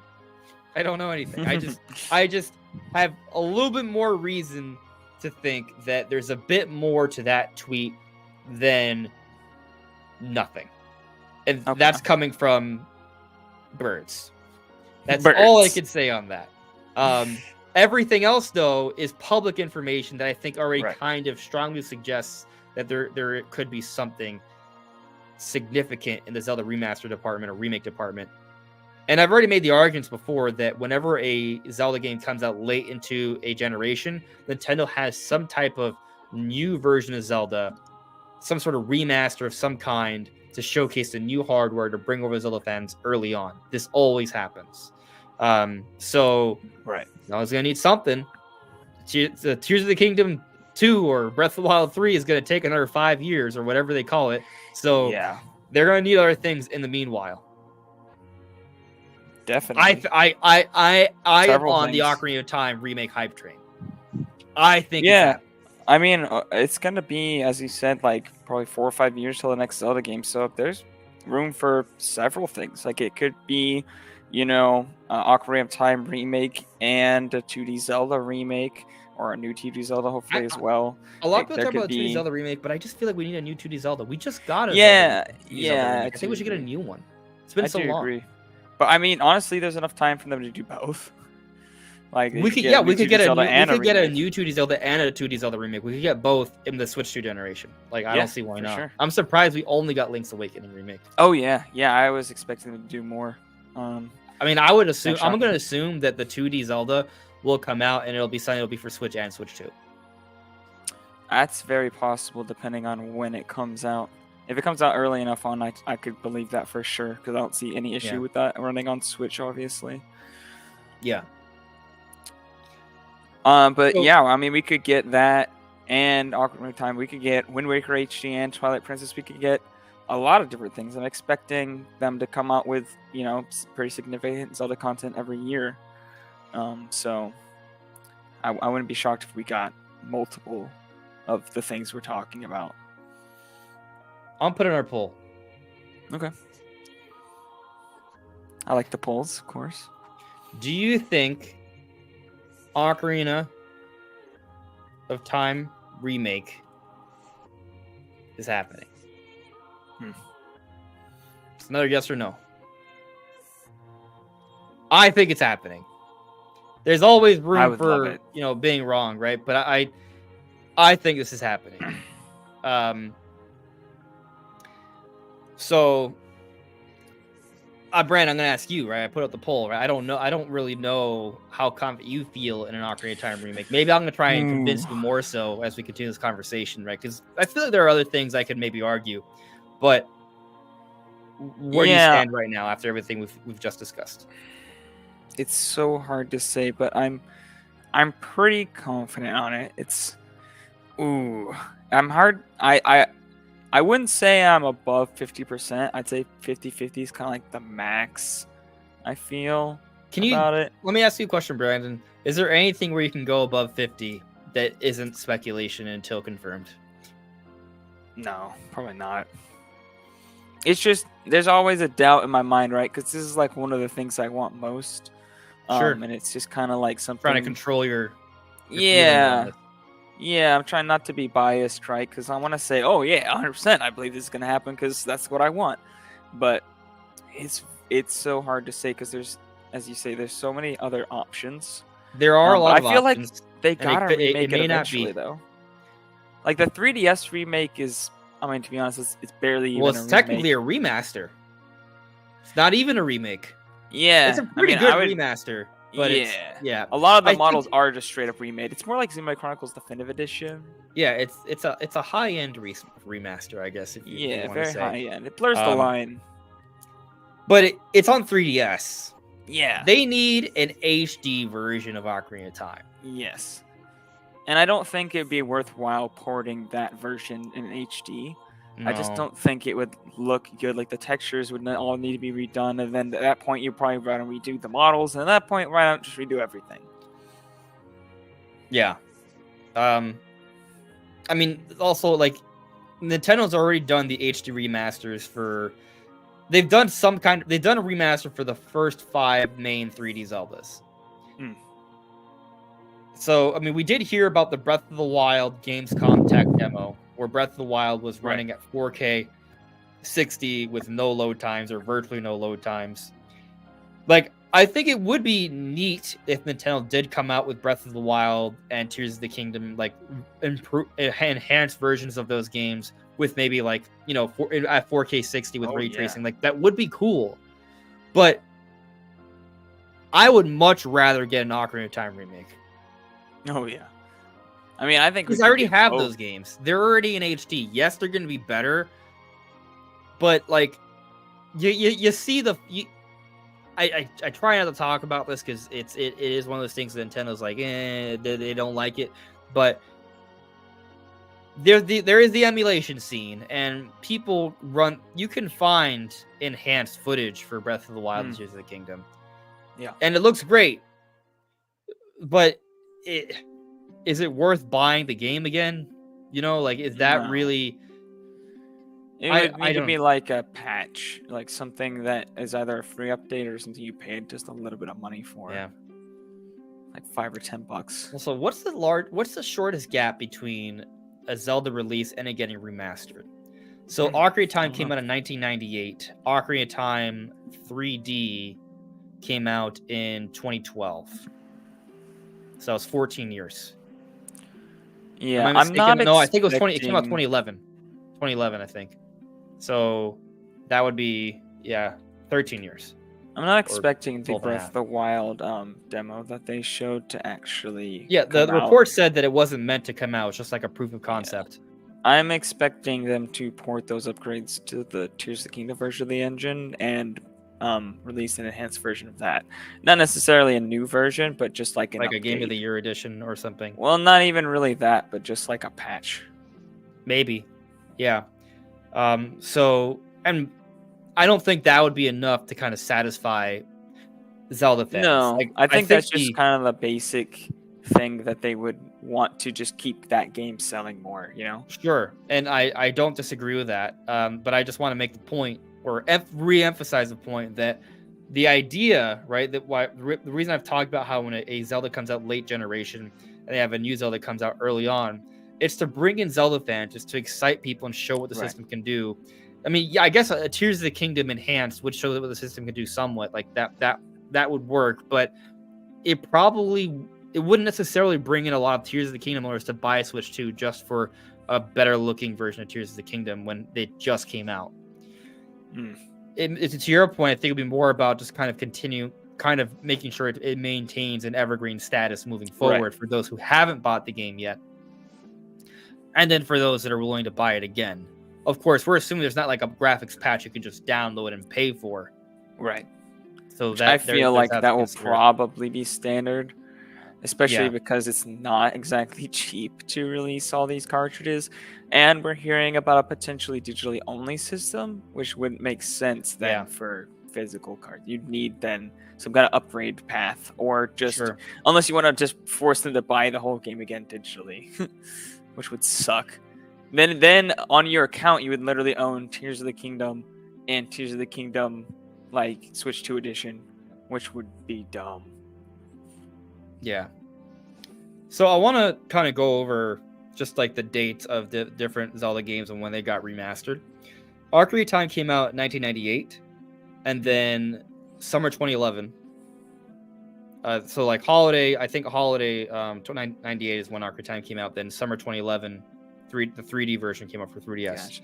Gosh, 13 years. 13 years, 13 and a half years. If you could even.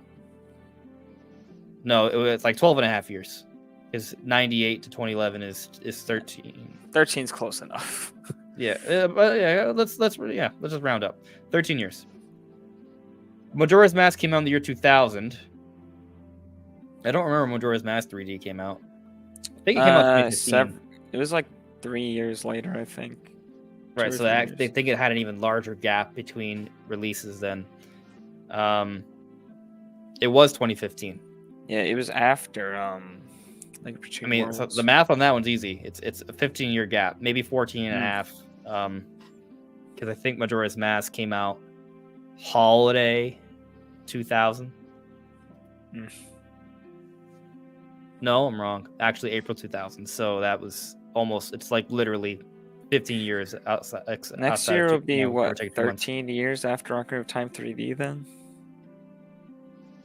We're with this November is the 25th anniversary. Wow. That's another point. I don't think it's a really good point because I think we get too caught up in like the anniversary stuff. Nothing. But right, like supposedly they're gonna announce Metro Prime Remastered for its anniversary, and that didn't go well. There was Zelda stuff we were expecting for its anniversary after the Mario 35th anniversary that didn't happen too. Yeah.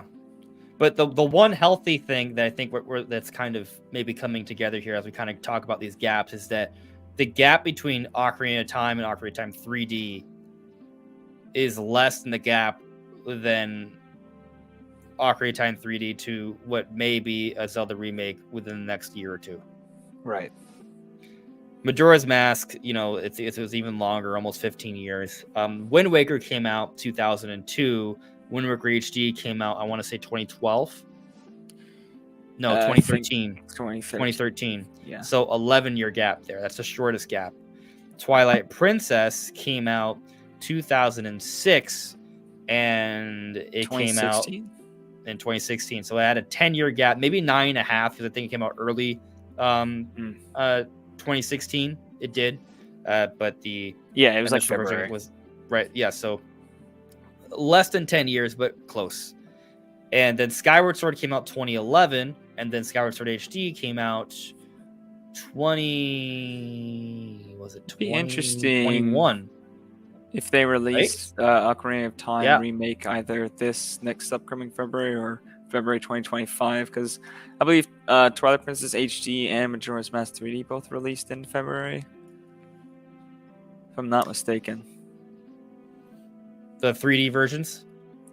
I think Majora's Mask 3D at least came out in February, and I think Twilight Princess HD also came out in February, but I can double check. So Majora's Mask 3D did come out February 2015. You're correct on that. Ocarina of Time, I want to say, was a summer release. Yeah, that one I don't know. Yeah, I mean, we just talked about it like 2 minutes ago, June 16th, 2011. There you go. Yeah. But they're not holiday releases, which I think is the main point to make. It's a remake. So they probably wouldn't use it as a big holiday title. It would be something for the first half. So, yeah, I mean, I could see a scenario where Nintendo announces maybe Ocarina of Time 3D, not 3D, but remake at the Game Awards, and it comes out in the first half of next year. Like that's, I think that's conceivable. It's possible. Yeah. I think the main point here though is that there's been enough of a gap that they could go back and remake the game. There's been a healthy gap here, but I think the other important point I want to make from this is that there has not been a healthy gap compared to Breath of the Wild and Tears of the Kingdom. Like if they were to go back to those, they're still too fresh for it to feel like an exciting new thing, if that makes sense.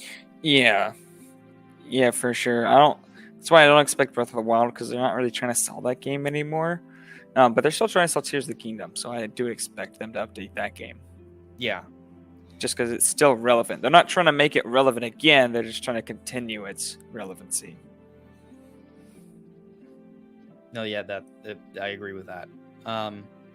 But Brandon, I'm going to throw out another idea. Okay.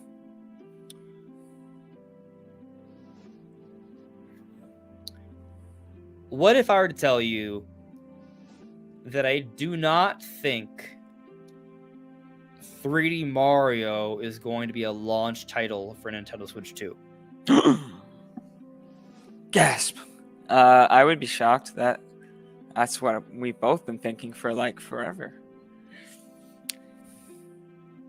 Yeah, I don't currently. I mean, obviously it's a possibility and it's a damn good one. That is actually I'm doing the whole thing, but I'm actually shocked. That's surprising to me that you would say that. Yeah, and I'm going to assume you're curious why yeah, for sure. Yeah, tell me why. Yeah, so I mean, it basically comes down to this. I just think Switch 2 is coming out before holiday 2024. And maybe that's where I'm mistaken. Because if Switch 2 does come out, say, October or November next year, then I definitely think 3D Mario is a launch title. But I think it's coming out sooner. How much sooner? That's where there's debate, right? But let's play this hypothetical. Let's say it comes out sometime between April and September. Okay. If they're gonna save 3D Mario for like the big October game, right, they're gonna want something to be the launch title, right? And as much faith as I have in Metroid Prime 4, and I definitely think it's gonna come out early on in the Switch 2, and I think it will be a part of that marketing cycle, I have a hard time thinking that it would be the best title to use as a day one launch title for the system. You feel me so far? Yeah. So if Switch 2 is coming out before the holidays, and Nintendo's going to save 3D Mario for the holidays, right? And while Nintendo may have faith in Metroid Prime 4, they also acknowledge the sales history. It's maybe just better to have it come out early on the Switch 2, maybe still sometime in 2024, maybe a bridge between the launch title and 3D Mario. Right. But the launch title is not going to be Metroid Prime 4 or 3D Mario. It's going to be Zelda again, because Nintendo has seen their best home console successes when they launch with Zelda. So what do they launch it with? Well, what if it's Ocarina of Time Remake? That would be big. And what's interesting about this is we were just talking about how other Zelda remakes have actually had a tendency to come out earlier in the year than later. They're not really, Nintendo don't really like using them as holiday content. They like using them as, earlier to summer kind of content. Right. If Switch 2 is going to have a summer release or something close to that, maybe the timing's ideal here. I mean, yeah, I do kind of expect this remake, which is, I don't understand why it'd be. I expect it to be, if not exclusive to the Switch 2, like launching when the Switch 2 is already out. Because I don't think it's. I'm curious because the remakes before that they did, even for like Wind Waker, they were testing the system in some fashion, right? For future Zelda games, future projects, things like that. So if they're going to do a similar kind of idea for a remake for Switch 2, why would they release that first on Switch? Like, that doesn't make sense. Like, Wind Waker HD didn't, they didn't try some, obviously it wouldn't be possible, but even if it was, they wouldn't have put Wind Waker HD out on the Wii and then come out with it on the Wii U like a year later. That would never have happened because it doesn't make any sense, because that's not why the title was even made. So I'm curious if this will release on the Switch at all, but I guess if it's going to be announced this year, it would. But in that case, then I would assume that it would launch on both at the same time. Now, well, a caveat. I mean, there's a few things here. I think you bring up a good point. It would be weird to announce it. I mean, if they announce it this year, I agree that would. I mean, it'd probably be a Switch title if they're announcing it this year, right? Right, obviously. I think you and I are both on the. It's less likely. The Switch 2 might be announced this year, but it doesn't seem extremely. I'm giving likely it like a 5% chance at this point. It's dropped down since the things that have happened the last week or two. But something I want to point out though is I want to emphasize. Dr. Sircon's Toto tweet was deleted. He deleted it very quick. Why did he delete it? Did he delete it because the timing was misleading? Did he delete it because it was just false info? Did he delete it because he put up the info and maybe someone who gave him that info was like, hey, maybe don't advertise this? Like there's several possibilities, right? So I guess one thing I'm going to say now is that I'm not necessarily expecting Ocarina of Time 3D, or I keep saying 3D, but Ocarina of Time Remake, if that is indeed what Nintendo's working on, to be announced this year. Right. It might be. It's also or why earlier I suggested maybe Metroid Prime 4 could show up at the Game Awards. Right. It's hard to say for sure, but this is something I'm kind of thinking. Like it's tough to pinpoint like what comes out when, because like Metroid Prime 4 I think is a cross-gen title, and Yeah. I kind of feel like Ocarina of Time Remake would be a cross-gen title, but maybe it won't be.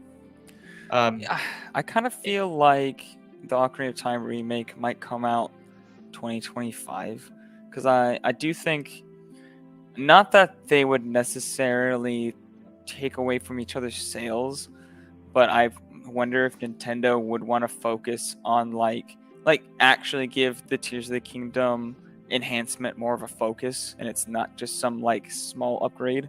It might be something that actually does showcase the visual system more than we are expecting. Like it could have much better draw distance, higher resolution textures, really good anti-aliasing at 4K, 60 FPS, great load times. Like it could be something that they want to show off the system with at first. Obviously not the only thing at launch, but that and Metroid Prime 4 for launch of a system, I don't think is bad at this point, especially when you have things coming. If you do have Mario coming in a few months to sell it, because I don't think they need to explode instantly with just right, the system will sell on instant sales. excitement alone, and they Yeah. kind of build it up over time. And 3D Mario is like the real big pusher. Yeah, because you know it's going I to think you sell make a out at great launch point. no matter what. Yeah, I think you make a great point. I think also having Ocarina of Time, if we want this to be like an ambitious remake, right? Like, and not just like an HD upscale of Ocarina of Time 3D with Right. some extra bells and whistles. Later than sooner is what we should probably be thinking right now, because Tears of the Kingdom Probably. did just come out. But if this is something more substantial, and again, we don't know. This is a rumor, right? And the rumor, the source is saying it's Ocarina of Time, isn't Right. like the most credible. It just kind of Yeah. seems like this is what makes the most sense. Right. I will also point out though that there was an Ocarina of Time trademark that was made, and this was a new trademark when apparently the original trademark hadn't expired. So what is that one for? Could be this remake. You know something I would love, and I I would kind of love have, to see Ocarina of Time, Metroid Prime 4, and 3D Mario all come out in the first year of Switch 2. I think that would be of a course. hell of a start. But What were you gonna kind of a different idea for this Zelda remake remaster thing. That would show off the capabilities of the Switch 2 quite well, and this would have to be exclusive. But what if they somehow ported like Wind Waker HD, and they made it work on Unreal Engine 5, and they ripped out the lighting and replaced it with Lumen. So you got full ray trace lighting in Wind Waker HD at 4K, 60 FPS. I think that would look amazing. If you look at say Fortnite with Lumen, it works extremely well with that style, and I feel like in Wind Waker is similarly like low fidelity kind of style, so you can kind of see how that might work if you look at Fortnite. But I think it would be absolutely jaw-dropping gorgeous, and something that would be pretty easy to do, like development. Well, I mean, like porting. The most effort would be just porting everything over to Unreal Engine 5, but Unreal Engine 5's or Unreal Engine in general is kind of suited for that. So I'm not sure. It wouldn't be, in the grand scheme of things, it wouldn't be that hard to do, right? And it would look absolutely stunning. And you could release that again for $60, $70. And I would gobble that up. Yeah. Maybe. I'm also, at this point, I'm kind of thinking, I'm thinking about the gaps between the Zelda remasters. And, like, Wind Waker HD is newer than Ocarina of Time 3D. If we're going to have an enhancement of Wind Waker and Twilight Princess, I would love that. But maybe they save those. That's definitely possible. I mean, I don't know. I feel like they're definitely doing something with them. Yeah, I think we agree that that there have to be changes to Wind Waker and Twilight Princess for them to be on Switch. They can't just straight rip them.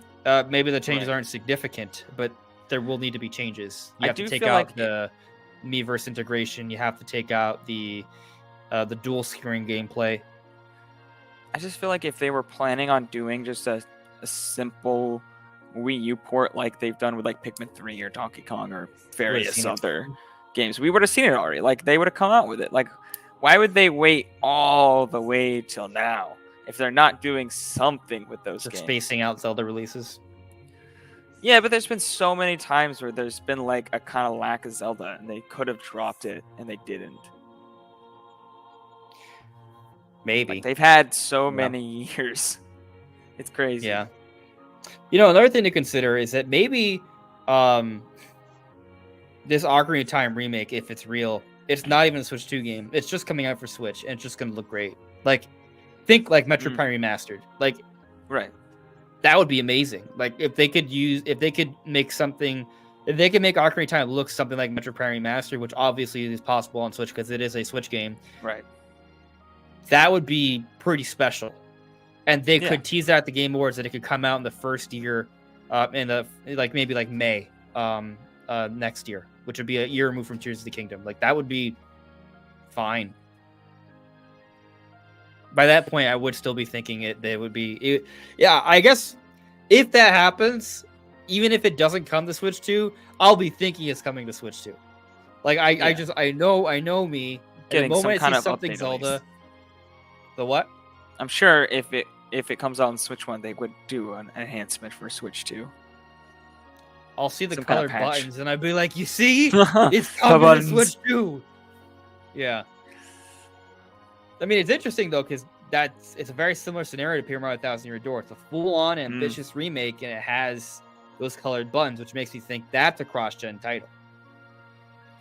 Very possibly. I mean, it's coming out probably almost certainly second half, because Luigi Mansion's coming out summer, and this seems to be coming out after that. So Right. the Switch 2 will Yeah. almost. It's But very I think likely you and the I Switch 2 will agree. be out Thousand Year bonus Door releases. probably is not going to be the launch title of Switch 2. No. It might be around the launch, first couple months. But How do you it's not feel gonna be about a this launch though? title. Let's say my speculation is right, and this is an idea I'm throwing out there. I'm not saying I believe Ocarina of Time 8 a remake is the launch title for Switch 2. I'm just throwing it as a possibility. But let's say it is, but it's also cross-gen. Does it make sense to have a cross-gen title as a launch title for Switch 2? If people can get the game on Switch, why even bother buying the Switch 2 version? I mean, See my to be point, fair, right? if you look at the Series X and the PS5, they don't. I mean, the PS5's already sold 50 million units, and it sold incredibly well at launch. The only reason it didn't sell even better is because there was no units. Like, they just didn't make enough. It sold absolutely insanely well, and there wasn't really anything exclusive. Like, you could play your PS4 games at better settings and graphics, and the cross-gen titles that were coming out looked a lot better on PS5 and Series X, but they didn't really have that many exclusives until pretty recently. I mean, Sony did better than Microsoft, but Microsoft had barely any exclusives, and they still sold really well. I think with Switch, I think that the idea of a pro console would have sold really well as well with no exclusives. Like, people want a more powerful Switch, even if it's not necessarily a new system. They want to play the Switch with more power. I think that in and of itself will sell at first, at least. Like, they don't need an exclusive because there's already so many millions of people like us who will just be like, yeah, I need this because I want to Switch with more power. Like, I want to play my games with the best fidelity. I don't want to play Doom Eternal at 540p 30 FPS. I want a version of Doom Eternal that's portable at 60 FPS. I want to play The Witcher 3 at much higher rating. These kind of things. Even third parties, first parties, everything that's already released. Like, I already want better versions of those games that are already out. And like the games that are coming out, like, I don't want to play this original Switch version. Like, I want to play the Switch 2 version already. So I think it will sell even if there's not some huge exclusive pushing it at first. I mean, if Ocarina of Time Remake is the launch title, but it's cross-gen, but it looks amazing on Switch 2 because it's in 4K, it's 60 with ray tracing, and then just better visual settings and stuff. Yeah, much high resolution I textures. mean, for me, that would be amazing, right? Right. There is a rumor of a new Monster Hunter coming out soon. So like if like the 1-2 punch is Monster Hunter and Ocarina of Time I'm sure remake, there's going to like, be a it's great lot of start. third parties as well at launch. I'm sure there's going to be tons of third parties at launch. Switch 2, I am very confident Switch 2 is going to have a ton more third parties. Is going to have as many third parties as Xbox and PlayStation? Probably still not. But comparatively from Switch, I think it's going to be a similar jump that we saw from Wii U to Switch, from Switch to Switch 2. We're going to see a lot more third parties. I do still remember what happened with Wii U and how Nintendo succeeded with Switch. And I think regardless of what kind of third-party support Nintendo's getting, I think they need to make sure they come guns a-blazing. They need to have strong, consistent content almost every single month, especially in the launch year. So maybe it's just one game at first. Maybe it is just Ocarina of Time Remake, which would be hype. But they're going to have another banger the next month, and the next month, and the next month, and the next month. They can't rely on third parties. They shouldn't. They will not, or they better not. And it's not to say that I won't be excited for some of the third-party games. There's a lot of third-party games I'm kind of holding off on playing now because I'm kind of hoping there's a Switch 2 version. Because I want the Switch 2 version that will still look pretty good, but will also be portable. So I'm kind of holding off on some games. Like I want my Resident Evil 4 remake. I want my Elden Rings. I want to see those things. Like maybe even a portable Hogwarts Legacy would be pretty cool. That's already coming to the original Switch, so Switch 2 versions, but pretty much assured. Well, the problem is that the Switch version's probably garbage. So, I'm sure it is. I'm very curious to see when that comes out. Yeah, I do want to point out, quick thing, just a little shout out here. Boo Mini, a little while ago, provided a super chat saying, "No questions, just sending some love to this channel." Thank you, Boo Mini. I have accepted the love. Thank you. We appreciate it. I realized I don't think I labeled the Zelda remake rumor until like 5 minutes ago, but we started like 50 minutes ago, so I need to go back and do the timestamp. So if people go back and just kind of skip through the video, they see the text, they'll skip like a big chunk of the Zelda discussion. But we're not done with the Zelda discussion, though. There's more. Honestly, this might be a big topic we're talking about for a little while. But there's more to this. And I think this probably popped up because of these other remake rumor conversation. But there's this person, apparently is an animator in games, I think. Okay. Well, they're an animator. They're not super popular, but they have had a tweet go viral. Basically, they're bad. I'm just kidding. They're not bad, and I'm not gonna share the image just because I don't want to spread any negativity their way. But I strongly disagree with what they're saying here.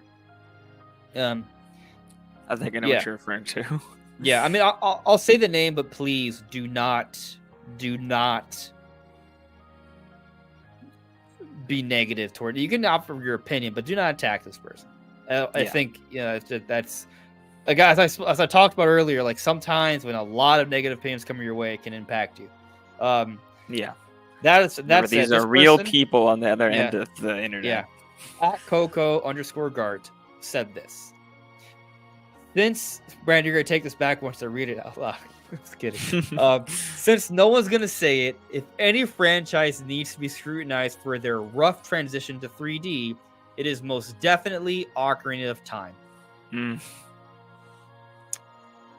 They defended their point. They had several things they said afterwards. And everyone kind of quote tweeted this person or reposted what they said and put in their 2 cents. I did as well. And my sentiment is, you're entitled to your opinion, but your opinion is really bad. Yeah, it's a crazy thing to say when Ocarina of Time still holds up so well to this day. Well, yeah, let me explain why it's bad, right? Because not everyone played this game when it came out. I know you didn't, right? And you still love it, but a lot of people may go back. I played it as a kid.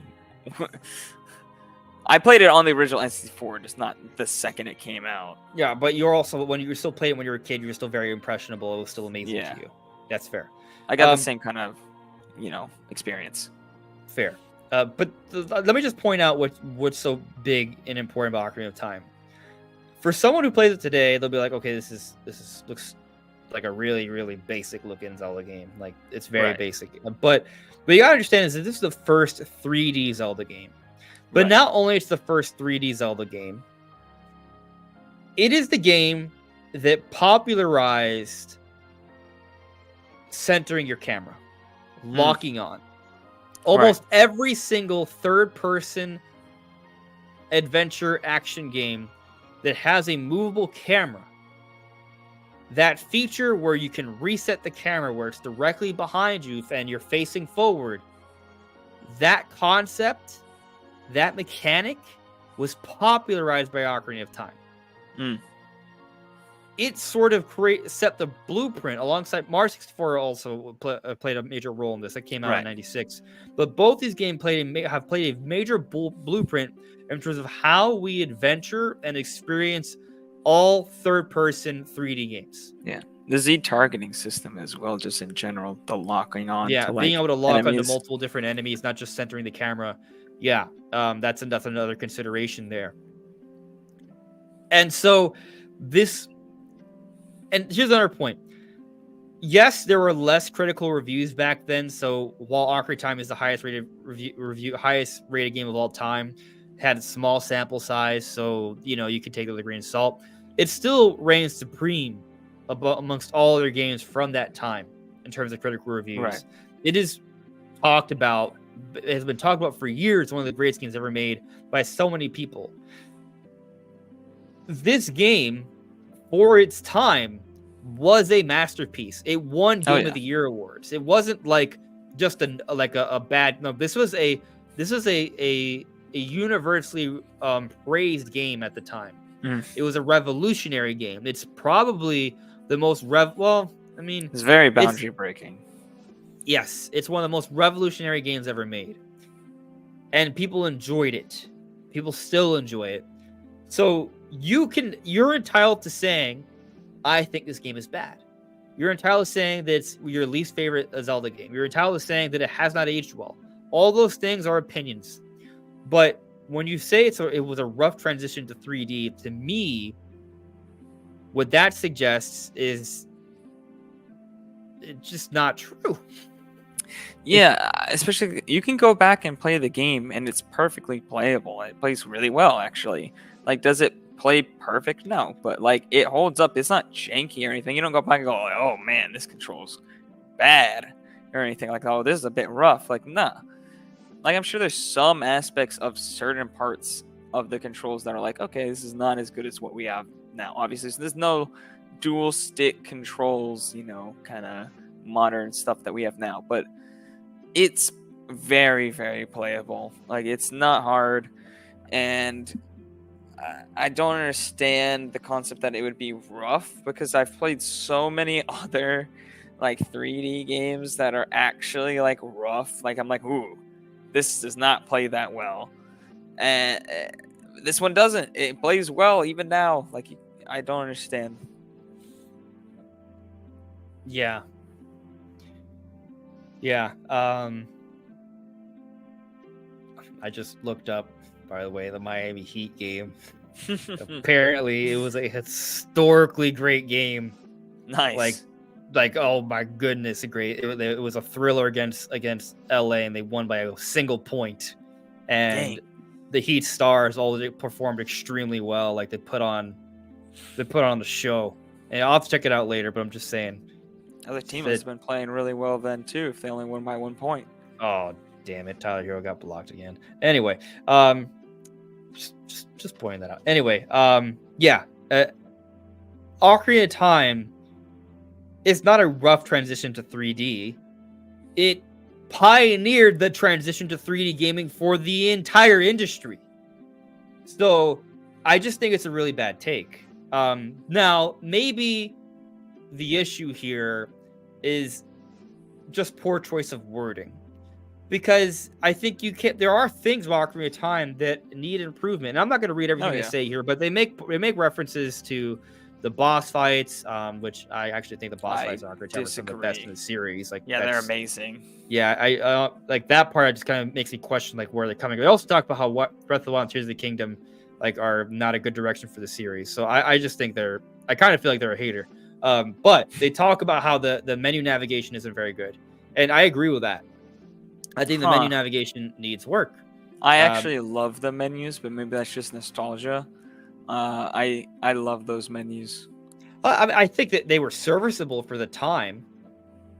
You They're a bit know, clunky. I mean, like like changing your so boots the and press stuff. when you press B to save in the start screen. I think that's kind of weird because Mm. B is like cancel.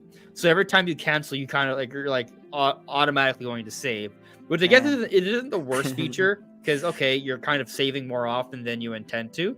I'm just Um, thinking about this literally the pause screen, and I'm getting nostalgic just thinking about the different sound effects. Yeah, and That's funny. but like for example, but having changed out the iron boots, like having the Yeah, pause yeah, screen, that's that like one is sauce. and these are these are fixes that they made in the remaster on 3DS. Yeah. They fixed a lot of these things, and I started playing Ocarina of Time recently on NSO, and there are some things I notice that are a little odd. Now, that may have something to do with the fact with the emulation, right? I actually think it looks pretty good in HD, but like when you start up, Mm. you can see when Link is like sleeping, you can see his eyes still being open, for example. Like Oh. that's you know that, and they do have an eyelid closing animation, so it's kind of odd they're just kind Yeah, of that might open be like that. emulation I glitch. wonder if it's the high resolution makes it Yeah, some clear things it's just that like his eyes are open. yeah, it may have just been concealed before because not only is it in high resolution, but these games are meant to be viewed on CRTs, which inherently blur the image just the way that Sure, they make the sure. image. So a lot of things may not look correct Yeah, on a flat panel in that is fair. general. That is fair. So you know, they talk about how the horse controls are bad. I don't I really get that. I mean, compared to like other, I think the horse controls, to be honest, in most games are not that good. Like yeah, firing a bow off a horse in most games does not feel great. it's definitely not easy. No. But I mean, I guess what could you have expected for a Nintendo 64 game is Yeah. kind of my thought here, right? So like, point is, I think you're entitled to thinking that Ocarina of Time is not a great game, that it hasn't aged well, but it still set the standard for games moving forward. It still pioneered the transition to 3D. And by those points alone, it in no way, shape, or form can be considered a rough transition into 3D. What standard do you hold it to then? Because there's Yeah. nothing else that did it better. That No. doesn't exist. Now, do you want to make the argument that maybe Metroid Prime had a better transition into 3D? I guess you can make that transition. You can make that argument, but that's only the case because they had to skip the Nintendo 64 because they couldn't Yeah. figure out Metroid on the N64. You need to wait Yeah. till the technology was better. So, you know, You're limited by the constraints of your target platform. exactly. And so that to me, actually, when I think about what they accomplished with Ocarina of Time for the Nintendo 64, it's kind of mind blowing. It's Yeah. similar to kind of like we look at what they accomplished with Breath of the Wild and Tears of the Kingdom for the Wii U and Switches respectively, and that's kind of mind blowing. The Zelda team has a history of doing things with the hardware that people didn't think were possible. That's crazy. Heck, Majora's Mask looks substantially better than Ocarina of Time. Granted, they use the RAM expansion pack. Right. Like, I think you make an argument that Majora's Mask might be like the best looking N64 game. There's a few other games that are in that conversation. But it's impressive. Very. Very impressive. So I think I was thinking about maybe talking a little bit about how an Ocarina of Time remake could hypothetically improve on you know, like the original or 3DS version, but I feel like we're probably gonna be talking about this for a little while, and that could potentially be its own sort of podcast. But maybe Brandon, you could. I don't want to like tease it and then never say anything on it. So Brandon, maybe you could bring up one thing that you would like to see improved in a potential remake Again, this is a rumor, right? Okay. So let's remember, take this with a grain of salt. It's fun to talk about, and I'm willing to maybe make a prediction that it's going to happen, but that doesn't mean it is going to happen, right? So just keep that in mind. But I would anyway, say yeah. in a potential remake, I would hope that they kind of do like a Final Fantasy VII remake kind of thing where they reimagine the game. And it's not just like Link's Awakening where they connect the same map, but they actually expand the map out. And I would like the map to feel more lived in, like alive. Like Majora's Mask does this really well. Characters just have like specific like places they go to, and they have routines, and that works. But in Ocarina of Time, it's just kind of like people exist in their little bubbles, and then that's it. Nobody ventures anywhere, pretty much. They live right there. That's where they exist. And I would like to see that changed. Interesting. I don't necessarily want, because one, I'm assuming, and I think this is a fair assumption, that this project, if true and happening, is not the primary project of the primary Zelda team. No. So I'm not really expecting them to make this a full-on open-air Zelda game. That's not the point of this. I don't expect that either. Maybe Grezzo will be working on it, and the Zelda team might help out a little bit. Maybe Mall and stuff like they'll make sure it's a quality product, and there'll maybe some overseeing from the main Zelda team. But I don't think this is what the main Zelda team is going to be working on. Right? It's not their primary project. No, I don't think they have to either. That said, can they kind of, when we say remake Ocarina of Time, reimagine it a little bit? And I mean, based off what you already said, it sounds like you're kind of hoping that this has more work done than what Paper Mario: The Thousand Year Door is having done. And you've told me you kind of look at Thousand Year Door as like a little bit of a reimagining, but the ultimate goal of Thousand Year Door is to give you an experience that's comparable, just in a modern art style for today. Right. I'm not expecting, like, I don't need a map the size of Breath of the Wild or anything. I just want bigger. I just expand on the locations you already have and connect them, right? Because there's a lot of like interconnecting parts of the world you can't actually go to. You just kind of like go through like a loading screen, then you're out on the other side. Just like, let me explore those places. Seamless. Yeah, make it seamless and let me explore outside the boundaries of the previous map. But I don't need it to be like, oh yeah, Kakariko Village, that's, a huge expansive place, and then I don't necessarily need Hyrule Field to be like 100 times bigger, but make it a couple times bigger, expand it out, give me more let me explore those interconnected areas that I couldn't before, and make the map a couple times bigger, like 2 or 3 times bigger, but not like huge. I'm not saying I wouldn't want that. I guess I'm trying to be cautious of my expectations on what they'll change. Because I feel like it's a slippery slope, like, it definitely is. Like you were talking about like filling in the map a little bit. I love that idea. And I'm thinking, what if they were to kind of, and you mentioned Majora's Mask, like what if they were to kind of fill in the world with a few more characters and side quests that are comparable to Majora's Mask? And so then if you do that, though, you have to think of a reward system. And something that that was brought up in this person that was attacking Ocarina of Time, they do mention that like the reward system is they say it in a very negative way. I wouldn't have worded it that way, but I have talked about this before, how I kind of feel that the reward system in Ocarina of Time could be better. Like I want a reason. Yeah. I want a reason to get every heart piece. I want a reason to be able to hold the biggest wallet and get the biggest, best sword. So what that means exactly, maybe they offer up a higher difficulty when you play the game. Maybe there's a secret boss or like a secret epilogue expansion to the story.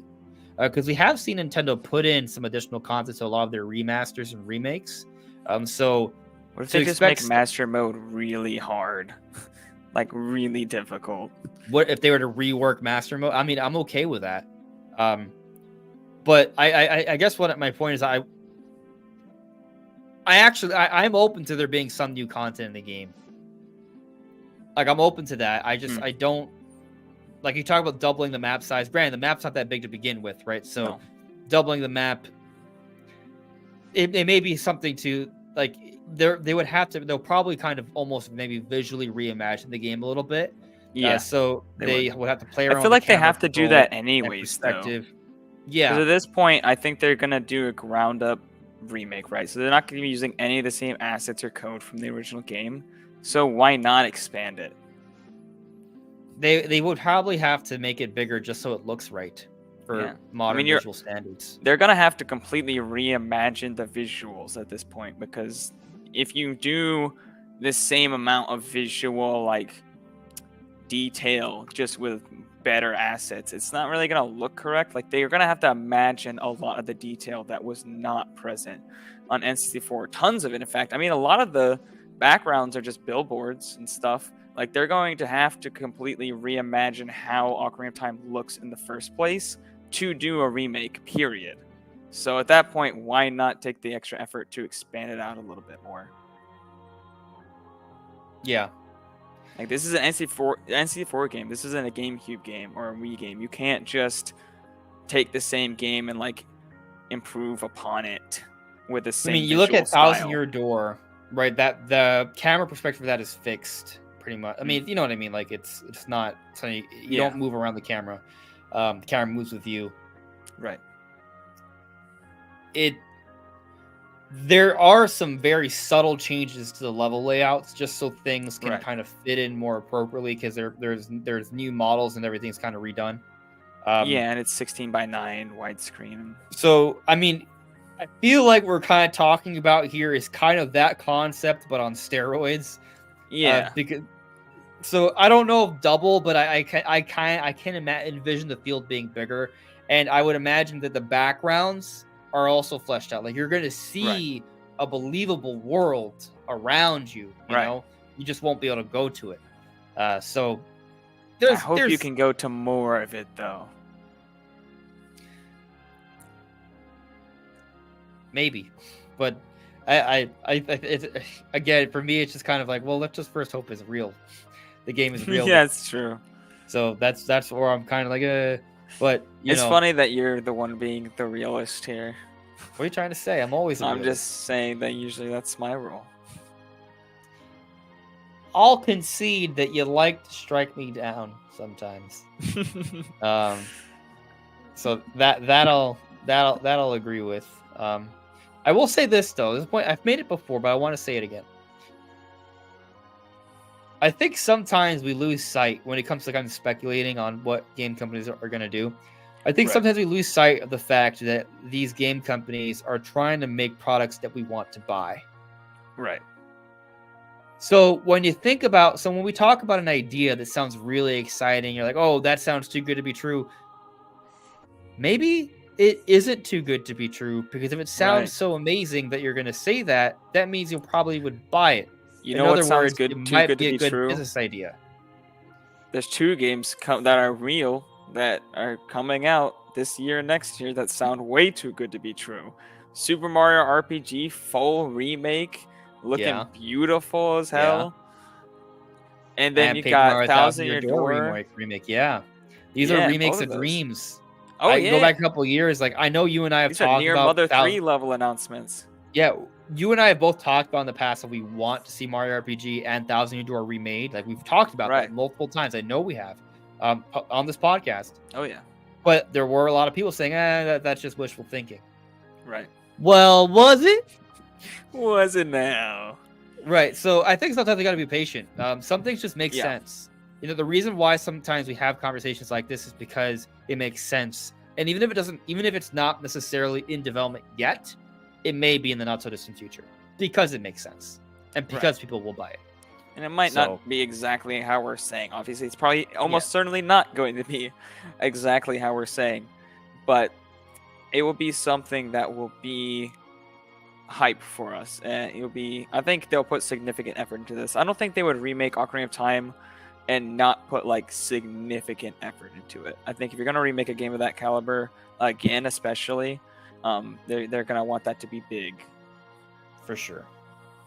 Now, with that said, let's close out with some Q&A. So, guys in the chat, if there's anything you want us to talk about or any, just put it in the chat, and then we'll try and get to that. And don't we have another poll up right now? We do. Let's see where that poll is at. So, I put up 52 minutes ago a poll asking, do you think Ocarina Time Remake is happening? And I'm going to end the poll now. 74 votes came in for this one. 2/3 of you said Ocarina Time Remake is happening, and 1/3 of you said it is not happening. That is a majority. Yeah. 2/3. That is... It's a good majority. A sizable amount. Now, of course, it's a poll. Doesn't mean we're right, but... No. Yeah. Interesting nonetheless. Yeah. Interesting nonetheless. Exactly. So I'm taking a look at the chat here, and I think I'm just gonna what's the word? Yeah. Let's keep the chat a little clean. Feels like that's for attention. So anyway, looking through the chat and not discussing things that are totally irrelevant and disgusting. Ricky Lee Norton. Imagine if they brought back Twilight Princess hidden skills for Link to expand on the original's combat in some way. If it always bummed me out a bit that they never revisited that idea. So that yeah. one more time? So Ricky Lee's talking about bringing back the Twilight Princess hidden skills. You know, Link had 7 different new moves he could learn. Right. I would love to see a them cool revisit that concept. idea. Yeah, like that was cool. Like a really good reward for doing something in the game. For sure. I mean, let's go back to this concept of Ocarina Time Remake. What if, we were talking about reimagining? What if they were to kind of reimagine the combat a little bit? What if they put more emphasis on combat? Because Ocarina Time actually, they were I think they were researching samurai movies and stuff. When something like that. That makes sense. Maybe not exactly that. When they made that game, and Ocarina of Time had an atmosphere, and it was cool to get into sword fights, and you would hear the clang, you would see the sparks. I like the combat in Ocarina of Time for its time, pun intended. But it would be nice if they were to go back, maybe for this potential remake, and they kind of incorporate some new combat abilities. They remix the combat. I suggested maybe new content, maybe it's a new secret boss or something. I think these are possibilities, but maybe not. Maybe it's more maybe not, but maybe in a future Zelda game they still bring back the idea in some way of having these hidden skills and expanding on the combat of what Link can do. Because I do kind of think that both Breath of the Wild and Tears of the Kingdom, when it comes to the sword play, it leaves something to be desired. There's a lot you can do with interacting with the world and combat overall. But with the most important part, at least in my opinion, which is the sword fighting, it's a little lackluster. Yeah, I'd agree with that. Yeah, so I think it's a good point. And I actually, going back to Twilight Princess, with Twilight Princess, the hidden skills were cool, but I felt like they didn't really give you enough opportunity to fully utilize them because the game was Finishing so damn blow easy. was definitely the most useful one. It was cool. I liked using the moves. They were cool. I just wish you would actually kind of need them, or they would be super useful against fights. But most fights, if you just wait for the right time to hack, you're kind of good. So there are some exceptions, but pretty much.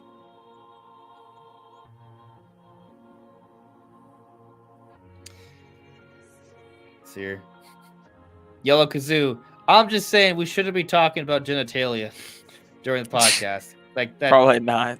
That I feel like that's a healthy thing to not really discuss. So,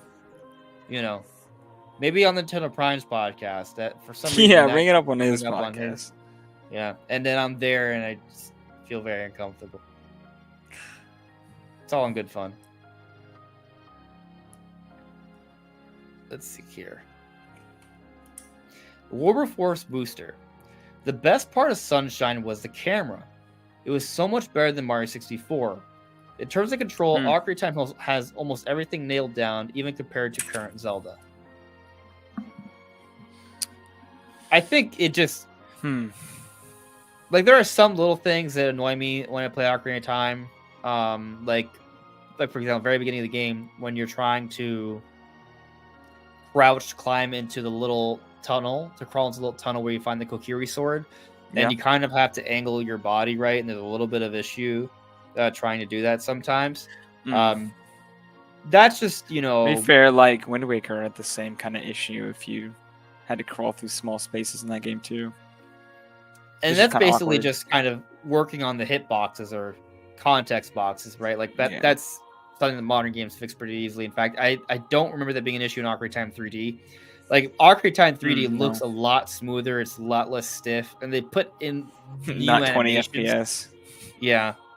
Is it? It's not 20 FPS, is it? It's 30? Well, the original version of the game original Ocarina of Time was 20 FPS, like a movie. FPS.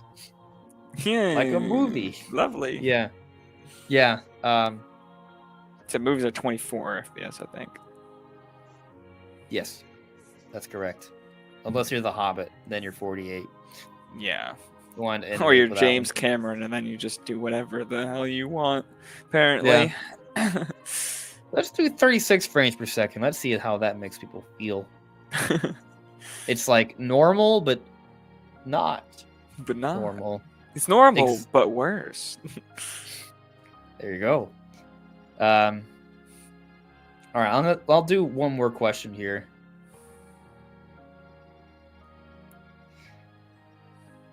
Oh, because I wasn't reading the chat. I just saw some things being brought up, and I just, we don't have to be. Anyway, I just saw stuff being discussed that should not be discussed. That's it.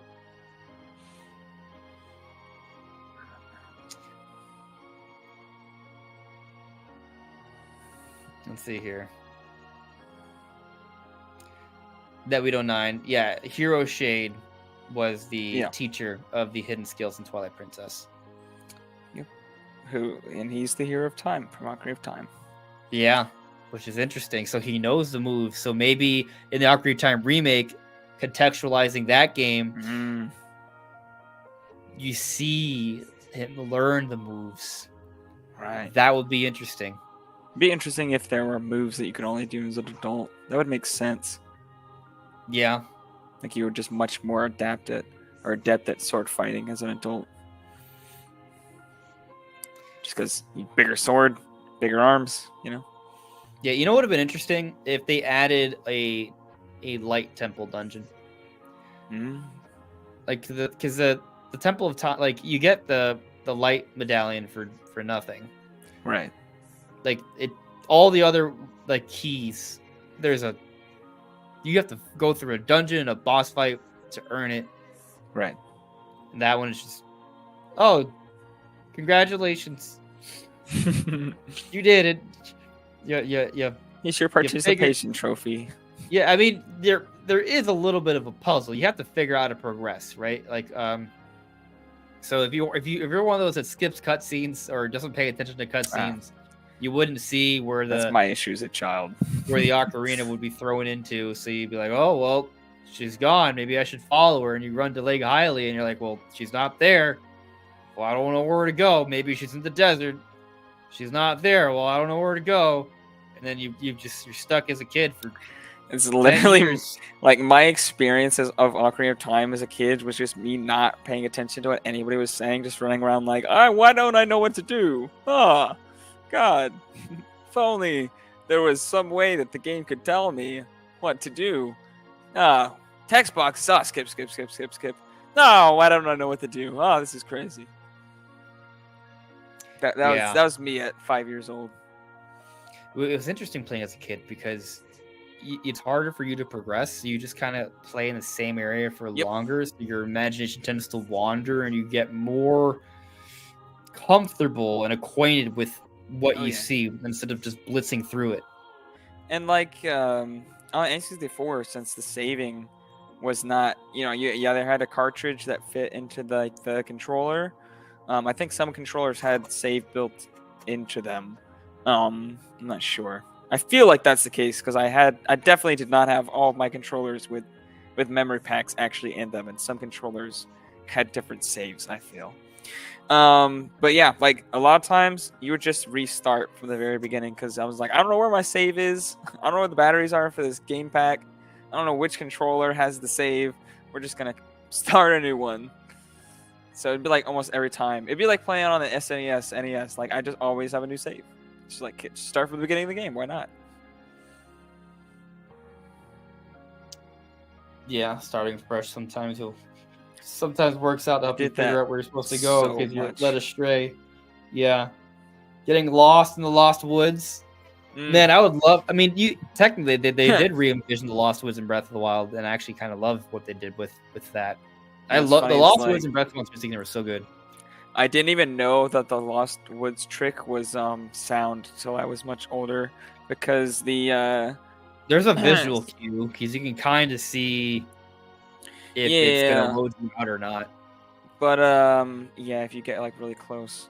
But a lot of Yeah. times I would try to set up my CRT and like the audio would not work for some reason, and Oh, I'd be like, well, I remember trying to get through the Lost Woods and being like, what?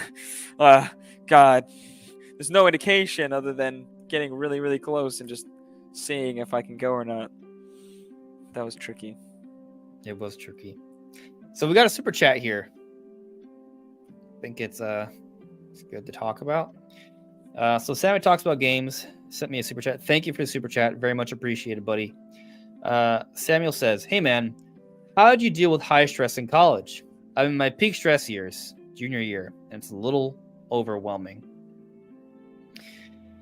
I did not deal with stress well in college, just being frank. But yeah, I do think over time I learned to handle things better. right. And now that I'm well past that point in my life, I'll tell you that I don't think college was hard. It was hard for me then, right? I think one thing that happens a lot with a lot of people, they bite off more than they can chew. Yeah, So I think you should, like, don't think, oh, I'm going to take 21 credits this year, or I'm going to take 18 credits. right. Like, if do what don't overdo it. Obviously, finances are involved, so you have to balance what's the best decision for you from that perspective. But A lot of people, they're so focused on doing things like at an early age. They're like, oh man, like I can't take another year of college and space things out. I gotta do everything this year. I gotta finish this now. It's like, oh, I'm such and such years old. That's too old. I should be further in life than I am. And just like, no, actually, like it's fine to take another year and like not put too much on yourself. Like it's okay if you know your limits, don't exceed them just to like try to save a couple months or a year of time, because ultimately it's not worth it. No, to what Brandon said, I'm not saying I disagree, but I am saying I always think I can surpass my limits. I have this high belief in myself, but I think you got to pick and choose your battles. You can't always be trying to go beyond your limits. If you got to be realistic in some ways. You got to pace yourself. Like kind of like exercising, for example, which I should do a better job of. But when I do work out, I have a tendency to kind of work out too hard. And what happens is like, oh, I worked out too hard. I don't want to go back again soon. Like, no, it's better to do a little bit consistently than to do a lot one time and not do it for a long time afterwards. And there's only so much your body can handle. Like you need to build up to things. I think a lot of people, they start something new and they're like, okay, I'm gonna do this new thing at the peak level immediately, or I'm gonna put everything on my plate at once. I'm gonna take the full workload immediately. It's like, no, guys, like give yourself time to adjust to things. Don't just jump straight into the deep end with everything in your life. It's like, it's okay to take things slow and learn things. I mean, you brought up exercise. If somebody who doesn't go to the gym just goes in the gym and just starts to lift like a bunch of heavy weights. They're just trying to max everything. They're probably going to hurt themselves and not actually get anywhere. Also, not everyone has to go to the gym. Oh, and to your point, yeah. if you don't know how to go to the gym right and you don't pace yourself, you can get injured. Yeah. So there's that. Especially if you haven't been exercising a lot recently, you're more Right. likely to injure yourself. Happens a lot. Even to professionals, it happens. But like, maybe take up a sport or something, join a club, do fencing or tennis. I think tennis is actually a really good sport because you're less likely to get injured. True. I play basketball and that I get hurt. I don't get hurt. I get hurt, but I get hurt because people hit me. But that's a whole other thing. Point is though, is that there's different sports and things you can do to exercise. It doesn't have to be just going to the gym. I know that's kind of like the cliche thing to do. But I guess to that point, I'll say, when you're kind of younger, you're learning more so who you are, right? Especially in those early 20s years, be it whether you're going to college or not, or whatever you're doing, you're learning more so who you are. So just be willing to try different things. Don't do anything dangerous. I'm not recommending dangerous things. I mean, try reading a book or go to a club or meet some friends and do something that you would not have done otherwise. Go outside your comfort zone. Yeah. You'll never get anywhere in life if you stay in your comfort zone. Yeah. So those things can help. But also, to Brandon's point, don't feel like you're in a rush to be somewhere. Like most people don't get to where they want to be, where they intended to be. I'm not saying I'm not preaching to not try and work hard. I actually absolutely am. Don't beat yourself up over it either. Right. Because that's not worth it, and you got plenty left to do in life. So yeah. Moving on. If you got more questions, I'm more than willing to continue to talk about it. But let's see here. Yellow Kazoo asks, Andres, do you have another job besides YouTube, or still doing that full time? I am doing YouTube full time. That is my job. It's up and down. This is my first year doing it full time. We're getting close to the 1 year anniversary of that full time effort. Yeah. I actually started, I think December was my first month of being a full time content creator, right? So once this next December starts, I will have done a year anniversary of being a full-time content creator. And since I went full-time, my audience more than tripled. And things are going well. It's up and down. There are months, like in the lead up to Tears of the Kingdom, things were going really well from like an ad revenue perspective because I was getting a lot more views. Now I have more subscribers, not as much views overall. But I guess I'm seeing I have potential with other topics outside of Zelda to do well, and I'm bringing in more sponsorships, and I'm kind of cultivating just like a general, Nintendo discussion channel, and I think I'm just kind of positioning myself really well for when Switch 2 comes out. That's probably when things are going to grow significantly. That's when most content creators tend to kind of blow up when a next new system comes out. But where I'm at now, I'm seeing kind of consistent growth. It's not like super, super fast, but like if I maintain the level of growth I have now, I'll be in a good place in a couple of years. I'm expecting these to grow faster than that, but yeah, I'm surviving and thriving, so it's working. But I've done this for years, and I've worked on it for years. Granted, not full time for years, but I've worked on it for a long time.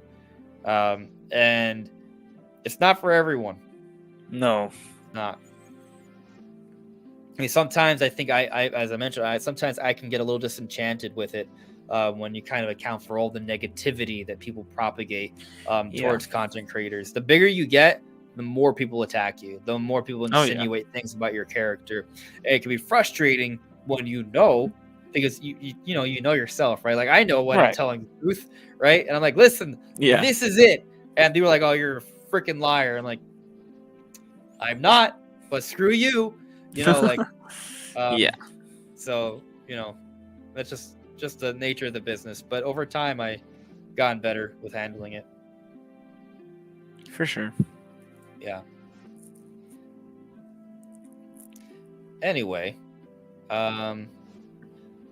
I think we've reached the end of tonight's discussion. It was interesting because we went a little bit outside of gaming tonight, which is cool. Yeah. Open to that. But I'm gonna call it a night. We got a lot to discuss in the coming weeks, I think. Well, it is the holidays, so it might get slow, but then Right. you never know because this week proved to be exciting. Who knows what's to True. come? So we'll see. But anyways, everyone, thank you so much. We'll see you really soon. Take care. Bye. Bye, guys.